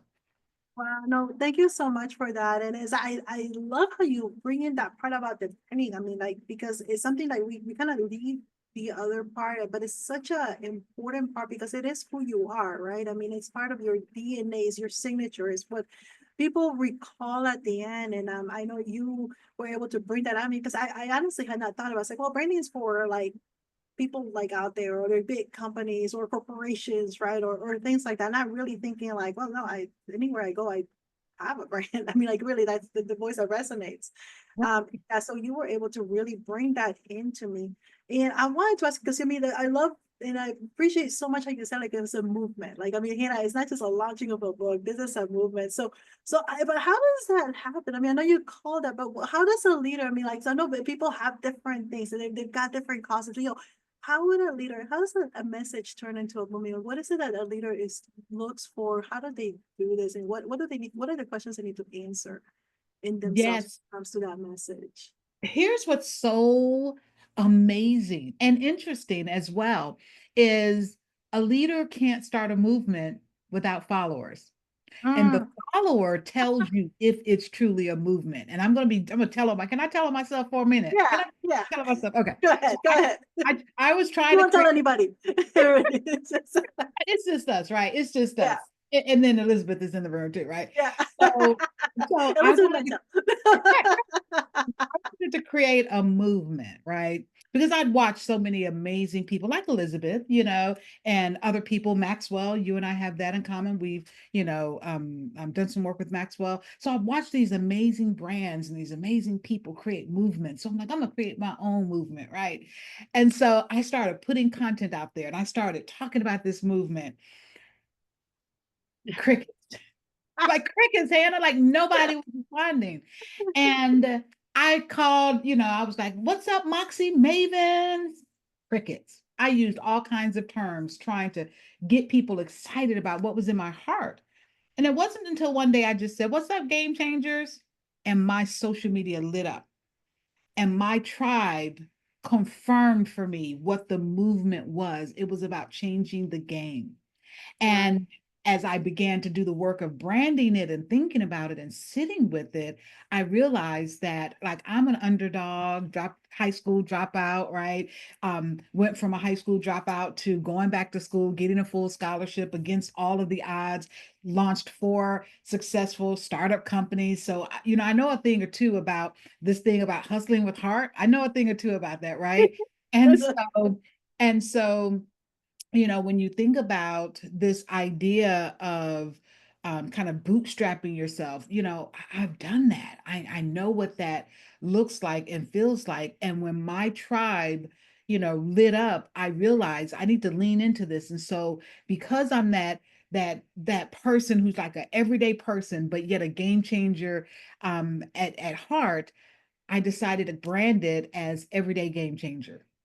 Like you don't need a fancy title, you don't need an MBA team, you don't need a PhD, you don't need a lot of money to be a game changer. You can be an everyday game changer by just being fully and powerfully who you are. And that just resonated with people. And so now that is my brand, that is my movement. And so that's how a leader, turns something into a movement. And this isn't just for entrepreneurs. This is for leaders and organizations as well, because a leader can create a movement. I created a movement within State Farm. We had about 23% of my team were Asian Pacific Islanders, and they were often overlooked because English was not their first language. And I created a movement within our IT department to create opportunities to recognize and to celebrate are very sharp, smart Asian Pacific Islanders. So we created a Toastmasters club for them. We created a special educational program to help them practice their communication skills. And I really challenged management to give them opportunities that they kept saying, we need someone with strong communication skills to lead this effort, right? And so because of that movement of we're going to recognize, all of our team members, we're going to give all of our team members an opportunity to shine, that then created space for this movement that the results and some of the success stories, one of my employees, Wei Hing, was really challenged because it was hard to get help him get promoted. But before Yeah. I left State Farm to start my company, he got promoted and he got a chance to present in front of 8,500 of his peers. So Mhm. you can create a movement in your corporation, you can create a movement at home, you can create a movement in your community, you can create a movement with your brand, but it really is about listening to the needs of other people, harnessing that passion and that desire to be better, to do better, to have more, to do more, and then lock in arms with someone else who shares that passion and move forward, right? And that's Wow. really what a movement is all about. That is so good. I mean, because that's the thing, like you said, it's like it's validation, right? I mean, like your tribe will tell you. And I think so many times we're trying to make something work and like, hey, what's going on there? But you said like there's simplicity. And I love it how you own it. You Mhm. just that was a big part is you just gotta own it. And I see that. I mean, that's one what attracted me to you. Like that's what like, oh no, she is somebody like she embodies everything from the way that how you do the things you do. I mean, it comes across in everything you do, the way you talk, the way your products, your product lines, the experiences we come together. It's all to that. And I think that's the part. It's not hard work. I mean, it is hard work, right? Like on the hard. Hard work. I But love that hard work. yeah, hard work, but it's because it aligns, right? And everything's an extension of you. You don't have to make it work. It works because it is you. I mean, and that's the part in every one of us, with the stories. And I think that's one of the biggest thing with leaders, like where you don't have to like, oh no, I'm an entrepreneur. But hey, you're in a company. Oh, like, well, I'm not this. No, but you're here, so and it's part of that. I mean, your branding is what people again, how they remember you. So let me ask you because I remember clearly when we sat together, and it was just like you're listening and you're taking everything in, and like you're thinking and you're getting into your genius zone, and like there's this look that you get when you're like in that genius, like like you're taking it in. But let me ask you because I know it's inside. I know you do this with so many people, but what is the role of clarity in fulfilling your purpose? Because that's Mhm. like you help kind of like with us. What is the role of that? Absolutely. It all begins with being 100% clear and sure of who you are. Now, notice I didn't say it begins with being 100% clear about what or how, right? So it really is more about the who you are called to be in this world. When you get really crystal clear about that, everything else opens up. You'll get the what, you'll get the how. All of that will come to you. It's kind of like when the student is ready, right, the guide will appear, right? Yeah, And so when we think about moving forward and excellence and doing the work that we want to do and making the difference that we want to make, we have to trust who we are. And once you get that, I believe clarity. Now get your pens, because this is gonna be good. This is gonna be good. come on, Get your y'all. pen. Clarity breeds confidence and speed. Mhm. Clarity breeds confidence and speed. When you are clear, you can go faster, Yeah. right? You're more confident in your answers, in your decisions, in your path. Oh, And so it's really important to do the work to get clear, to get clear. And I mm, believe that so many of us, Hannah, we're so focused on who we want to become. We're so far in the future. Well, when I get married, or when I get that promotion, or when my business is making this much, then I'll. No, no, no, no, no. You already are yeah. today. And so when people step into the being, not the becoming, then they'll find themselves really unlocking a lot of the doors that they thought were closed. So Yeah. clarity is the big key to that. Oh, that's awesome. I love it. I love it. I love it. Thank you so much for that. But so I gotta ask you this though. Yes, I've been asking all these questions like this fun questions, but I love your outfit. But let me tell you, I saw some of those outfits that you had in Dubai. They were incredible. So, what is your to go outfit? What are you looking at? Because I mean, with what you wear, it's just absolutely stunning. What's your go to outfit? What do you look for in an outfit? So number one, I look for color. Like because I want to pop in the world, meaning I want to be seen, not like, oh, I want to be seen, look at me, but I want to make the barrier to seeing me so you can hear me so minimal. And one of the ways to do that is to pop from the background, right? I So I love that. out of the background. So I love that you're like me, we're a little vivacious and Yeah. and so I love my outfits are often designed to allow me to pop out of a crowd. If you see a group of women and we're taking a picture and one woman has on muted green and muted salmon and black and blue, my shirt is going to pop. Everybody's eyes is going to say, who is that woman? Right? So what's so crazy, Hannah, is one of the outfits I actually bought in Dubai, and it's more floral. Um, it looks very Florida-ish. I live in West Palm Beach, Florida, right? It's very Florida-ish, and every time I wear that outfit, I turn heads. It's like people are like, oh my gosh, I love your outfit. I love your outfit. And it has become an opportunity for me to open up and say, oh, thank you. My name is Lethea. What's your name? And to start a conversation. So when I am choosing my wardrobe, it is intentionality, even in that. There's branding, even in what I wear, because I want to be seen so that I can be heard, so that I can then be impactful.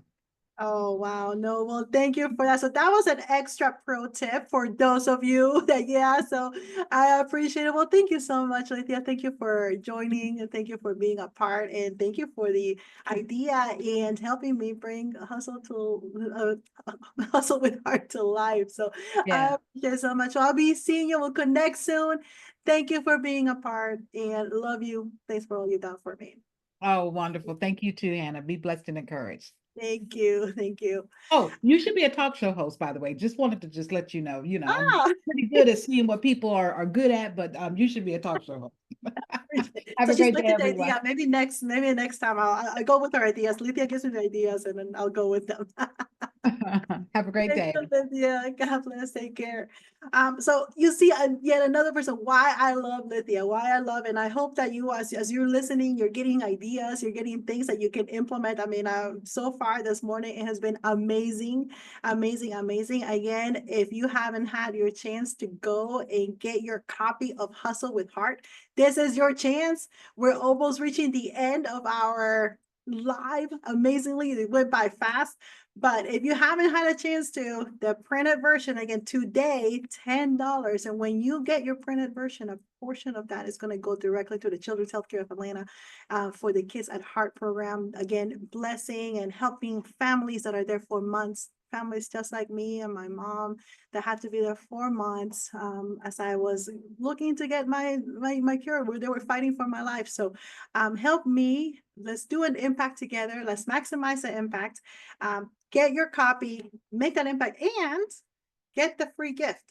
So don't make sure that you put up there your receipt. Go to www.heartnomics.com, upload your receipt, and you'll have a chance to get the free mini workbook and make the impact with Choa. And also, don't forget the Kindle version is free today only. So make an impact. But with this, honestly, it wouldn't be possible. And I'm so excited to see Miss Elizabeth McCormick here, who is the person who helped me. Like Alethea was the one who gave me the idea to do a live. Elizabeth was like, you need to write a book. You need to get that out there. She's the one that planted the seed. She didn't just like tell me the idea. She kind of like put me right in there in the Elizabeth style, where she really she goes after what she believes. And thank you so much for joining us, Elizabeth. You're in the airport. I know you're in the middle of gigs, about to go speak. I can't. Is your microphone on? Let's see. I can't. Okay.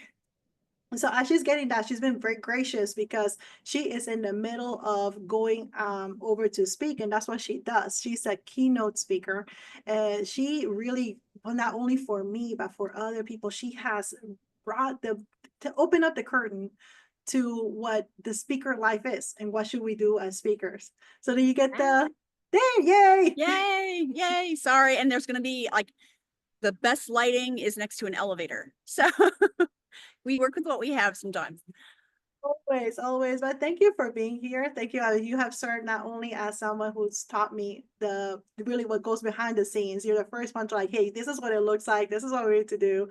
But also as a publisher who helped me get the message out there, to put it out. But I want people to hear a little bit about what you do, your story. How did you end up doing this? What are you doing? Oh my goodness. So most people know me that I was a Black Hawk helicopter pilot. So that's kind of what this is like, no big deal, just boring little story. Right. So, yeah, so I did that for 8 years, and then I worked corporate for almost 8 years. And then, as I got laid off from my corporate job, I was turning down paid speaking engagements when my community found out I was a helicopter pilot and wanted to hear the stories. So for me, this all happened really organically. The thing that most people don't know about me is that I grew up really shy. No, I would not have guessed it, honestly. No, I know. But what happens is when your mission is bigger than your misgivings, Ooh. right? When you know that you're meant to do something that's just bigger than, like, even bigger than who you are. Like, I totally agree with Lethea. Like, you have to be comfortable in your own skin. You have to know who you are to do this work. But like, sometimes it's just even bigger than that. Yeah. And when that happens, you don't get in your own way as much, right? Yeah. You do go after things and you make things happen. So, and Hannah, you know, I just like in the 2.5, 3 years we've been working together, like to see the transformation of you and how you have, maybe unintentionally, sometimes we play a little small, right? We don't go full out because we have, baggage of our Baggage. past and following it. We'll just call it baggage. This is baggage. Right? There's It's not what baggage. it is. Sometimes the baggage is like a train car, Yeah, but right. yeah. And sometimes the Cargo. baggage is a carry-on, right? But you have come so far and are sharing your story with the world. And I'm just so proud of you. Oh, well, I appreciate that. Thank you for that. And well, but I I told you to beep. Oh, so no, thank you for that because yeah, no, it's been a journey and that's been part of my purpose here. Everyone has been here, has been with me during this season of bringing this out, and I wanted to like also ask you that because you help speakers. I mean, this is what you do outside of speaking. You help speakers, you train speakers. You do that in the Maxwell team. You do that with the NSA. You're doing that now with the Velocity Society and with the upcoming cruise. So you're helping speakers with their business. So what would be something that you would recommend people that they say, hey, no, I have a message and I do want to share with the world. I mean, I do believe that this is part of who I am, what I'm meant to do. What would be your advice to them? Oh my goodness. It's like hours, right? Right. So like a quick takeaway. What's the first question what did you ask yourself when you started? Like I think the biggest thing that you really need to think about, and it's a thought process, the biggest thing is, what do you want to be known for? What do you want to be known for in 10 years, 20 years, 25 years, at the end of your legacy, beyond your legacy? Like, what do you want? How do you want people to remember you? And I think what happens is we chase shiny objects and things that are happening now. No, that never happens, right? Never So, shiny objects. Girl. For me, rhinestones, yes. So we tend to chase those shiny objects instead of staying true to our vision we have of ourselves. Now, with that though, the other piece, like what's happened to me, like I didn't intend to be a speaker trainer, right? No, it didn't happen. I became successful in my mission, speaking. And then when people in the audience come running up and saying, can you do this? You might want to listen. There you go. Yeah. Right? So listen to the, and be aware of the organic ass. And there was a time when I was like so focused on mission, speaking, doing my speech and my keynote, that I had people asking for things, and now I'm not talking about one time asking. I'm talking about pervasive over time, multiple different people, multiple different locations asking, and I wasn't listening. And to me, when you get that kind of organic request and feedback, Yeah. like that's a gift, Yeah. and it's a gift we need to honor.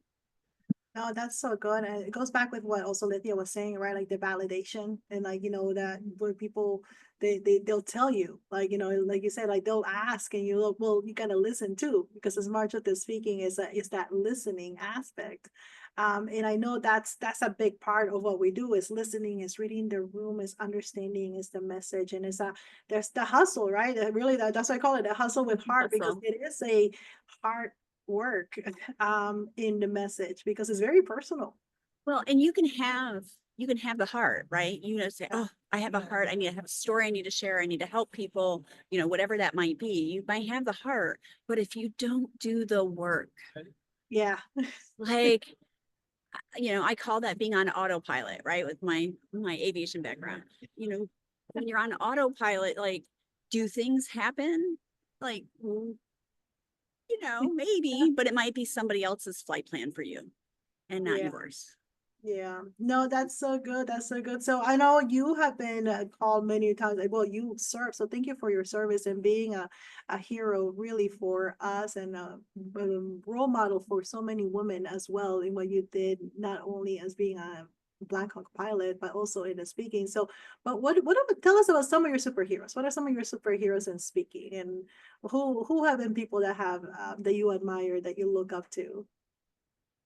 Oh my goodness. I mean, there's so many for so many different reasons. So, like, if I would say, if you wanted to look at someone who I consider iconic in our industry, look up Patricia Fripp, Fripp.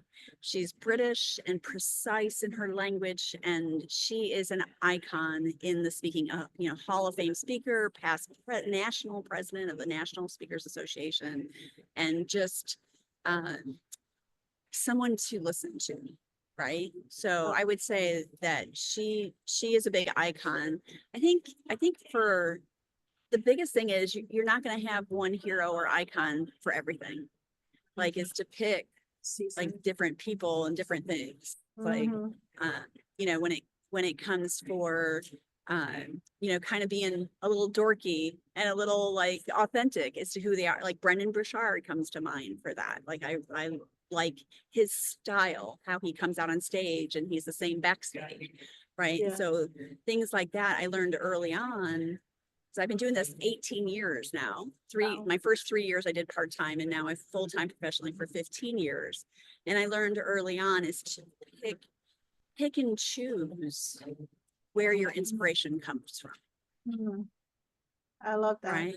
What Yeah. fits you? Because it comes right back to the beginning and what Letha was saying. Like, you have to be comfortable in your own skin, know what you want to stand for, know who you want to be and be known for. And when you know all of that, it provides that clarity.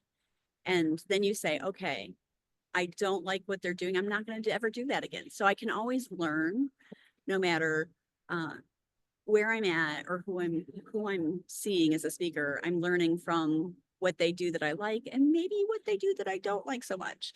And I want to make sure I don't do. But you can always, you get to choose where your inspiration comes from. And I want to, the other thing I'll stress there, inspiration, not duplication, right? We always want to honor people who have come before us, who have done work in our space, and be inspired by it for your own thoughts and ideas, and share those instead of regurgitating or duplicating someone else's ideas. No, I love that. And thank you for that, because I mean, that's part of like the hard framework to that accountability aspect, like the accountable and being accountable to, like you said, like what do I want to be known for? So sometimes we think it's accountable to somebody else. Well, no, and it starts with you. Who do you say, what is it that you want to do? And then looking, and that's part of the beat method, the engaging part, engaging with the people that are doing what you want to do, that inspire you, and that getting in touch, aligning with yourself in who do I want to be? Who do I want to be connected with? What is it that, how can I connect with that inspiration? And again, not duplicating, because I own who I am, but inspiring. And that's part of what I have been able to learn from so many of you, the voices, the people, and really being able to bring it together here also with Hustle with Heart. But thank you so much, Elizabeth. Thank you for being a part. Thank you for taking the time in between your travel. So And congratulations on the fabulous book. And if anyone watching this recording or here does not have it yet, you get it now, buy it now, get it now, get it now, get it now, get it now. Did I say get it now? yes. Thank you. Get it now. I appreciate it. Well, safe travels. And I hope you have an amazing time in your next weekend. I know many people are going to be blessed by what you had to share. So thank you so much. And say hi to your family for me. Okay, so thank you all. I mean, if you've been with us from the beginning, you're almost at the second half of the hour. We had the opportunity to hear, you've had the opportunity to meet some of the voices behind what even brought this project together. There's seasons for everything, and for the seasons that as I have gone through, what are really my heart today to have this Facebook Live launch, and it's only to celebrate this milestone, because it is, if you didn't know, my very first book, but also to celebrate the voices. And like Elizabeth talked about, honoring, right? Honoring those voices that had gone before us. And I want to honor each one of them, because they've all spoken into me at various times, both to help me accelerate, both to just even hold me up, to give me breath. I mean, and even you heard from my nurse at a time where I couldn't even, my heart wasn't even the beating right. It couldn't do those things. I'm even somebody who literally during my physical times, the physical hard time, gave me a chance at life. So I wanted you to see that, because that's the heart behind Hustle with Heart. That's what it's about, because you cannot give what you don't have. And this book right here will help you. This is what helped me get up. It is the BEAT method. The BEAT method goes with believe, engage, act, transform. And that is the method I kept on implementing at various times. As a child, I didn't know it was going to be a BEAT method. I mean, I was a kid. So it wasn't like trying, but as I went back, because, we don't learn from experience, we learn from reviewed experience. And as I reviewed that experience of my life, a very painful time in my life, I come to realize there was a pattern. And that pattern, once I started seeing the pattern, and I started seeing that, yes, I was applying it not only to when I was going through that, but also applying it when it was time to go through some harder things, some harsh things, some personal tragedies. But not only that, but there were times where I really wanted to accelerate. There were times where I was so like, okay, no, I really want this. And I wanted to fight for that because of something I wanted. I also realized that it started again with the belief, with then engaging, acting, and transforming. So I wanted to go ahead and just once being able to not only give you a copy of the book. So if you haven't gone to Amazon, go to Amazon now. This is like your final part. Help us get this book out there. Help us get the message out there. $10 today for the printed copy. Get the free Kindle book. But on top of that, you're going to also get another free gift from me from the workbook. If you go to www.heartnomics.com, that is the free workbook. And you get to make an impact. A portion of this today is going to go over to the Children's Healthcare of Atlanta, and you're going to help kids just like me that are going through cardiac troubles to be able to have a chance at normalcy. So with that, Mr. Roddy, who is going to was not going to be able to be here with us personally, but I had a chance to connect with him earlier before the recording. So I have a video from him actually. So of our interview, I wanted to make sure that we get it connected. Are we good? Okay. So let's roll. If you press that right there, I want to make sure that we have it. We're gonna share. There we go.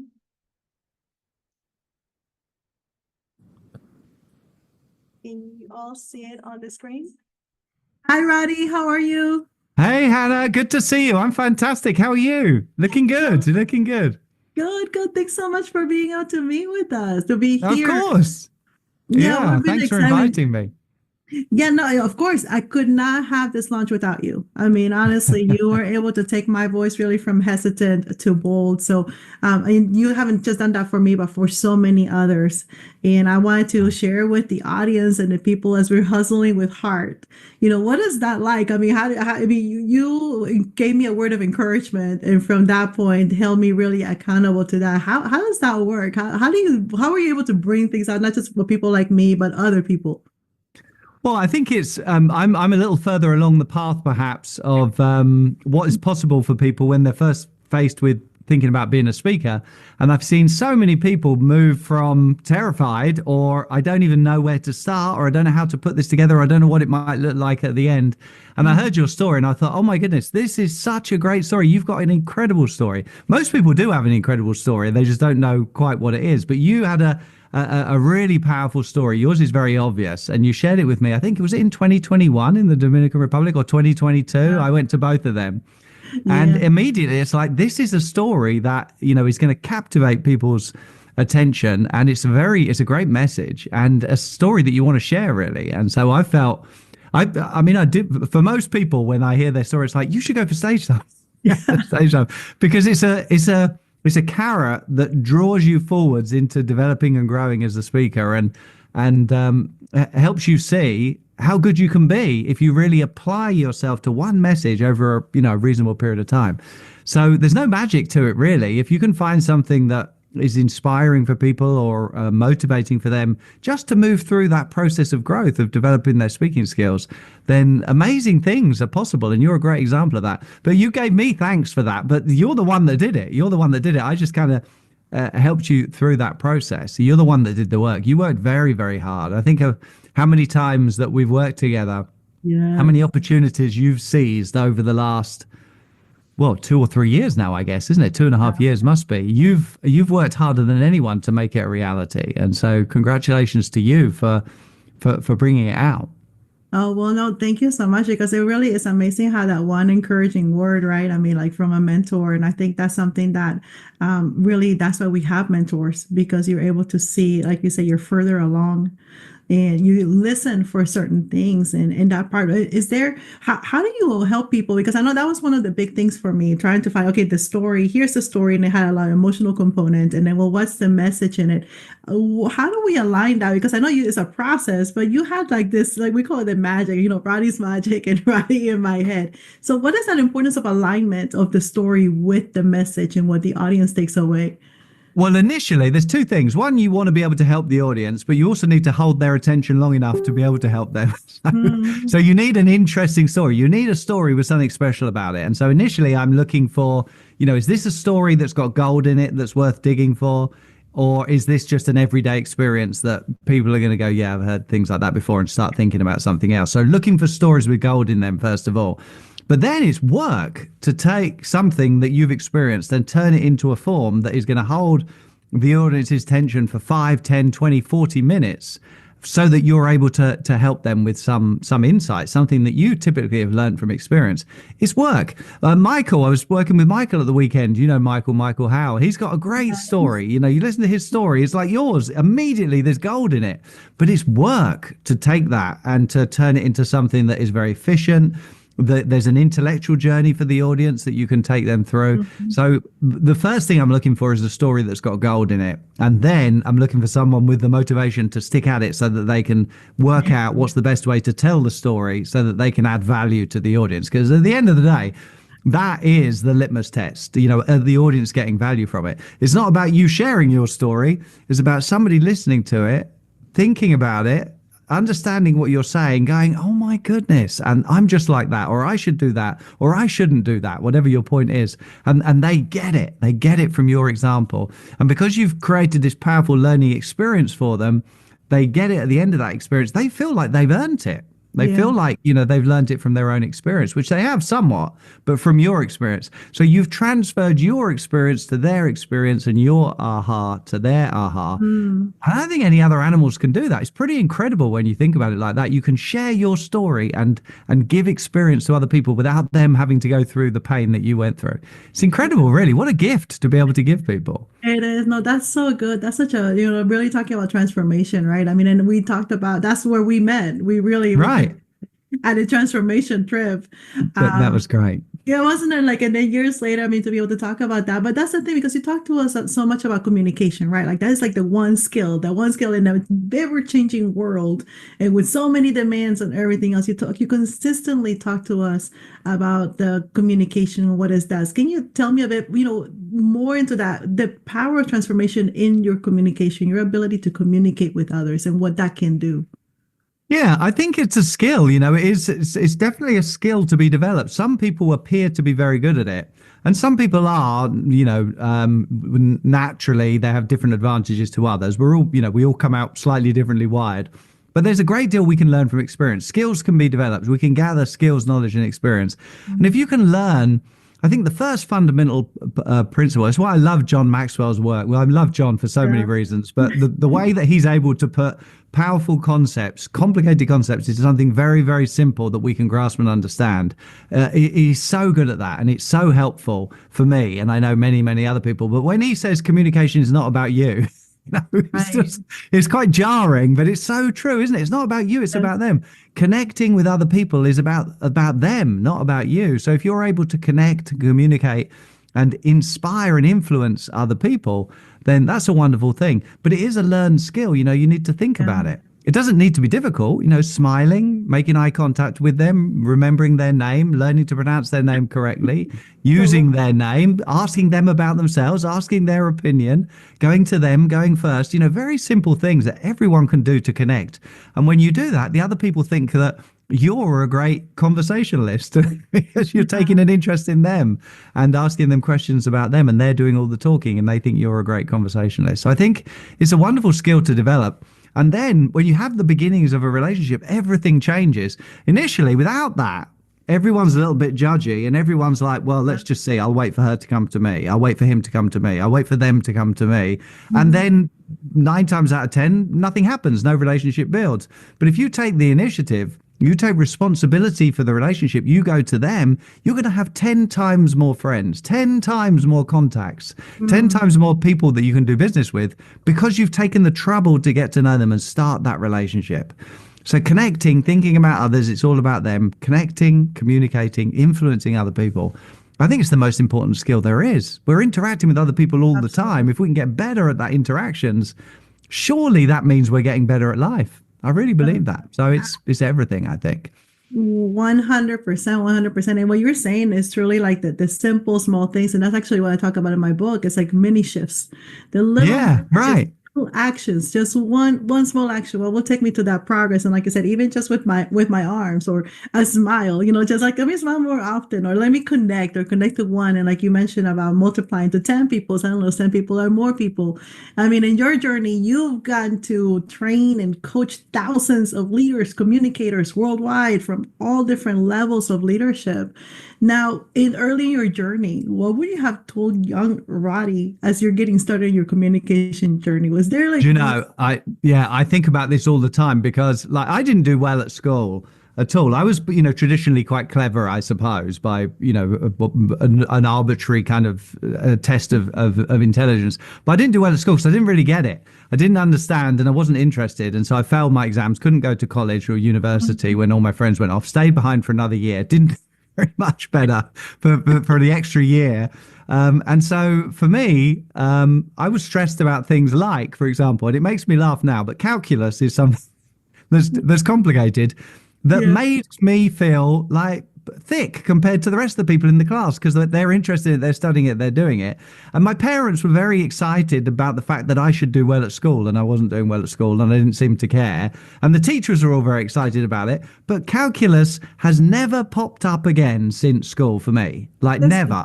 Never have I ever needed to, oh yeah, I really should have studied that. It's never popped up. We studied Latin at school, would you believe? I didn't really learn any Latin, but why? Why was I studying Latin? It's never popped up again since. But communication has popped up every single day since school. And it was something that I was not good at all. You know, I wasn't that interested in other people. I was quite kind of insular and kept myself to myself. And I was terrible, really, very selfish and inward focused and not very good at communicating at all. So that's why I think for me it's been so important, because now I speak, you know, all day, every day I'm speaking to people all over the world, helping people all over the world. And I love it. It's very empowering for me and it's very enlivening. But there was a time when that would have been that would have been my idea of hell, you know, not that long ago, you know.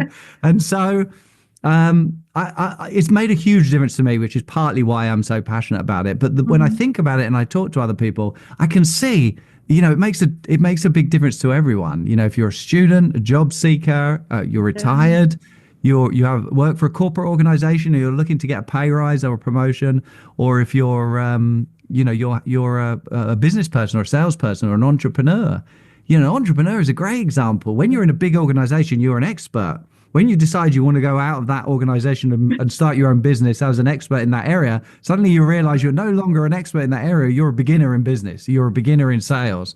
You're a beginner in finding and keeping customers happy. That's a whole load of different skills. So But it's all communication. It's all communication. So it's at the heart of everything. I'm very, very passionate about that's the best way you can help people. And that's not just me, of course, Hannah. John Maxwell said the same thing. You know, if you said to him, John, what's the one thing I can do to help me in any area? He's going to say, learn to be a better communicator, because it will do more for you than any other skill you can develop, more for your career, more for your business, more for your self-confidence, more for life, because we just do so much interacting with other people. Wow, So it's no, important. no, it's very important. That's, you know, it's very empowering. And actually empowering too. That's part of what we talk about, the heart. Yeah, I love how you said that's the heart of it, and you're passionate. So yeah, there's one thing as we're wrapping up. There's one thing, like one mini shift, perhaps, in people and how they view their communication or how they view their message. What would you tell them? What would be that one nugget you can leave them with in regards to their own story? So for even more fundamental than perhaps your story, like I think communication starts with making the effort, crossing that bridge of standing back and waiting for other people to come to me, taking responsibility for the communication and going to them. So any kind of clumsy approach to people is the beginning of a relationship. It doesn't matter if you mess it up. If you just say, hi, I'm Roddy. Oh, no, sorry. And you drop your coffee it doesn't matter how clumsy it is. You've started the relationship. And then it can build. If you stand off because you're too risk averse, then you're never gonna start that relationship. So it can never build. So you're never gonna have people, if you're always thinking, well, any interaction is too risky, I'm gonna wait here in comfort for people to come to me. I think that's a massive disadvantage. So the biggest thing that we can do is embrace everyday communication. You know, take the risk, go first, ask people their name. Don't wait for them to come to me. Fizzy water. Don't wait for them to come to you. You go first. So I think that's the biggest thing they can do. And then, you know, a next step from there, if you want to become a speaker or you want to, like you know, share your message with the world, you have a story. You do. And you probably have some idea where it is, but you probably need help digging it out. And then you need help refining it. And then you need help shaping it so that you can help other people with it. But you've been through some things. Make no mistake. If you're a human being, you've been through some things. You've learned some things. If you're on this call, if you're interested in you know, Hannah's tribe of people, then you're one of those people that probably learns from experience and likes to help other people. So you've been through some stuff. You've got a story. Someone somewhere needs to hear your story, and they need to hear it from you. I know you're probably thinking, oh, you know, yes, I've got a story, but someone else should share it, someone more confident than me. No, they have to hear it from you because you're the one that's lived it out. And that's what's going to help them. It's you that helps them with your story, not that your story helps them from someone else. It's you in that. So be brave. And, you know, if you can't do it for yourself, do it for other people. You can help a lot of people with what you've been through. Yeah, wow, no, that's so good. That's so good. So in essence, take heart. You would say take heart, take courage. Yeah. But no, that is so good and empowering. Thank you so much for sharing. And that's for sure. I mean, for everybody who's hearing this, I would not have been able to dig in and hone in even to get to this point and really anything in my life had I not had a mentor. And Roddy, you've been a big mentor for me in my life and encouraging and really digging in and holding me accountable and for helping me be in environments that are safe and with other people that are walking in the same journey. But I appreciate you so much. And again, your passion for communication, it comes through and always encouraging. So thank you, thank you, thank you for everything that you've done for me and being. Thank you, Hannah. Yeah, congratulations. It's great to see your success. Well done. Well done, you. I gave you a little shove over the start line. You're the one that made it all the way to where you are now. You did the work. That's the thing. Inspiration and motivation gets you started, but you got to move through the process of growth. And that's what you've been so consistent at. So well done. Congratulations. Can't wait to see where you're going to be in another year or two's time. Yeah, well, thank you, Roddy. God bless. Thanks, Hannah. See you soon. Lots of love. Bye-bye. God bless. Hello. So that was my opportunity to connect with Roddy. I wish he could have been here this morning. He had a couple of things that came up last minute, but I wanted to make sure today that not only were you inspired, but you were motivated. And I thank Roddy so much for what he did, because he did inspire, motivate me, but also what he said at the end, it's a process. And that's what this is. This is the process. This is the very same process that I went through as I'm listening to my mentors, as I'm taking action, trying to make sense of what's going on, not only with where they're pulling me higher, but also getting out of so many circumstances and really going after that dream, that vision, that what I wanted to do with getting the message out, helping others, serving others. That process, it's right here. This is a process. So I am so excited that this was launch day. This is launch day. If you haven't had a chance to get your copy, this is the time. I want to get this message out, want to do a collective impact. It is $10 for today, your printed copy. And a portion of that is going to go to Children's Healthcare of Atlanta. So you get to even have greater impact. So let's do a collective impact on what we could do for the hospital, again, for the cardiac unit, for children's hearts. You get to impact them, help me impact. And not just that, but as you are investing in yourself, and again, the main thing is do it. Is doing the process, is doing the mini shifts, looking at that. Only one a week. You don't even have to read that much. For those of you that are like, I don't want to read. That's it. That's all you have to do for 1 week. It's a mini book. It's a process. It is meant to be taken in bite-sized pieces. And this is, again, inspiration. I know you were inspired today. Motivated. I know you were motivated today. And it's time to do the process. And this is what it is. It is the process. It is a process that's helped me. It is a process that's helped me help many other leaders to not only get through the circumstances, but go after, grow their companies, grow themselves, grow their bottom line, and get to deal with even health, getting their health right, getting their mental state right. So this is it. This is my gift to you. I'm so excited for this launch day. Now, today, would it be possible? You see, where I was at, that was back in my office at home, but you see that my background is very different right now. The professionalism, and this would not be possible, would it not be for the generosity of Leader Pass. Leader Pass not only opened their doors to me, they have come right alongside, they've given shout outs, they have gone way above and beyond in professionalism.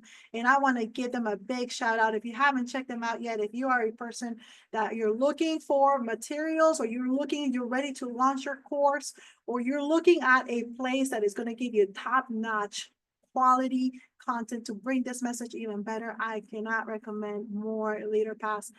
Thank you to all the people here in the studio.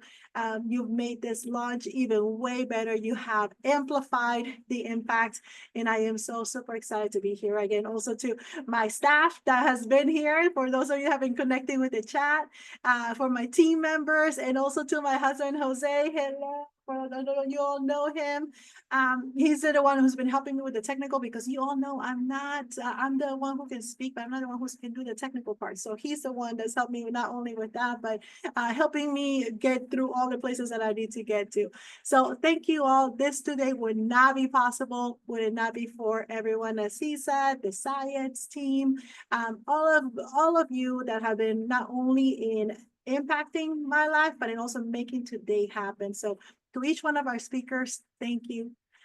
Thank you for what you shared. I hope that, again, for those of you that had not heard them before, you also get a chance to connect with them. Again, they have been helpful to me. And the reason why I was able to not only move forward with this book, but also move forward with so much more. And let me tell you, there's a lot more in store. I have workbooks that are ready to go with this, so you'll be hearing about that. I have a course that's about to launch in just a couple of weeks, a full course that's not only going to be for your personal development, but also for your organizational development. So I have a lot of things coming, retreats, full day retreats, for those of you that want to take the hustle with heart, take it, really implement it, integrate it, and make a difference, make the difference that you were born to be here in this world. Like I said, I'm probably one of the least likeliest to be able to be here, but I'm here because other people poured into me, because they invested in me and they fought for me. Times when I couldn't fight for myself, just like you heard Angie. She's right now on the front lines fighting for little ones. You've heard Veronica, who fights in the front line with people that are going through chaos. You hear a lot of these people that are fighting in the front line right now for life. But even your communication, do not dismiss your small beginnings. Do not dismiss your communication right now, because we do say, yeah, communication is one, but you cannot give what you don't have. And if you're not confident, if you're not aligned, you don't have clarity in what it is that you're saying, or how you're going to say it, you won't be able to be the voice amplified that you were called to be. So this is my solution for that. This is my help to you, to help you with the process, to get to where you want to be and to make that difference in the world that you want to make. Thank you again so much. I'll be seeing you all. Make sure that you go to www.heartnomics.com and get the copy of the Amazon book. Put in your receipt. We want to make a big difference in the Children's Healthcare of Atlanta. And download your free workbook. That is going to help you. It's going to help you not just like be exposed to the mini shifts, but integrate those mini shifts so you can grow in the areas of hope, areas of empowerment, accountability, results, and trust. And let me tell you, trust, that is one of the biggest things. That is the process. So trust the process, trust your calling, trust the people that are around you, but you gotta give to get. So thank you so much for trusting me for this last couple of hours to walk this along with me. And thank you so much for being part of this celebration. I thank you. Bless you. If you haven't gotten your copy of your book, go get it right now. We are off, and I will see you soon. God bless.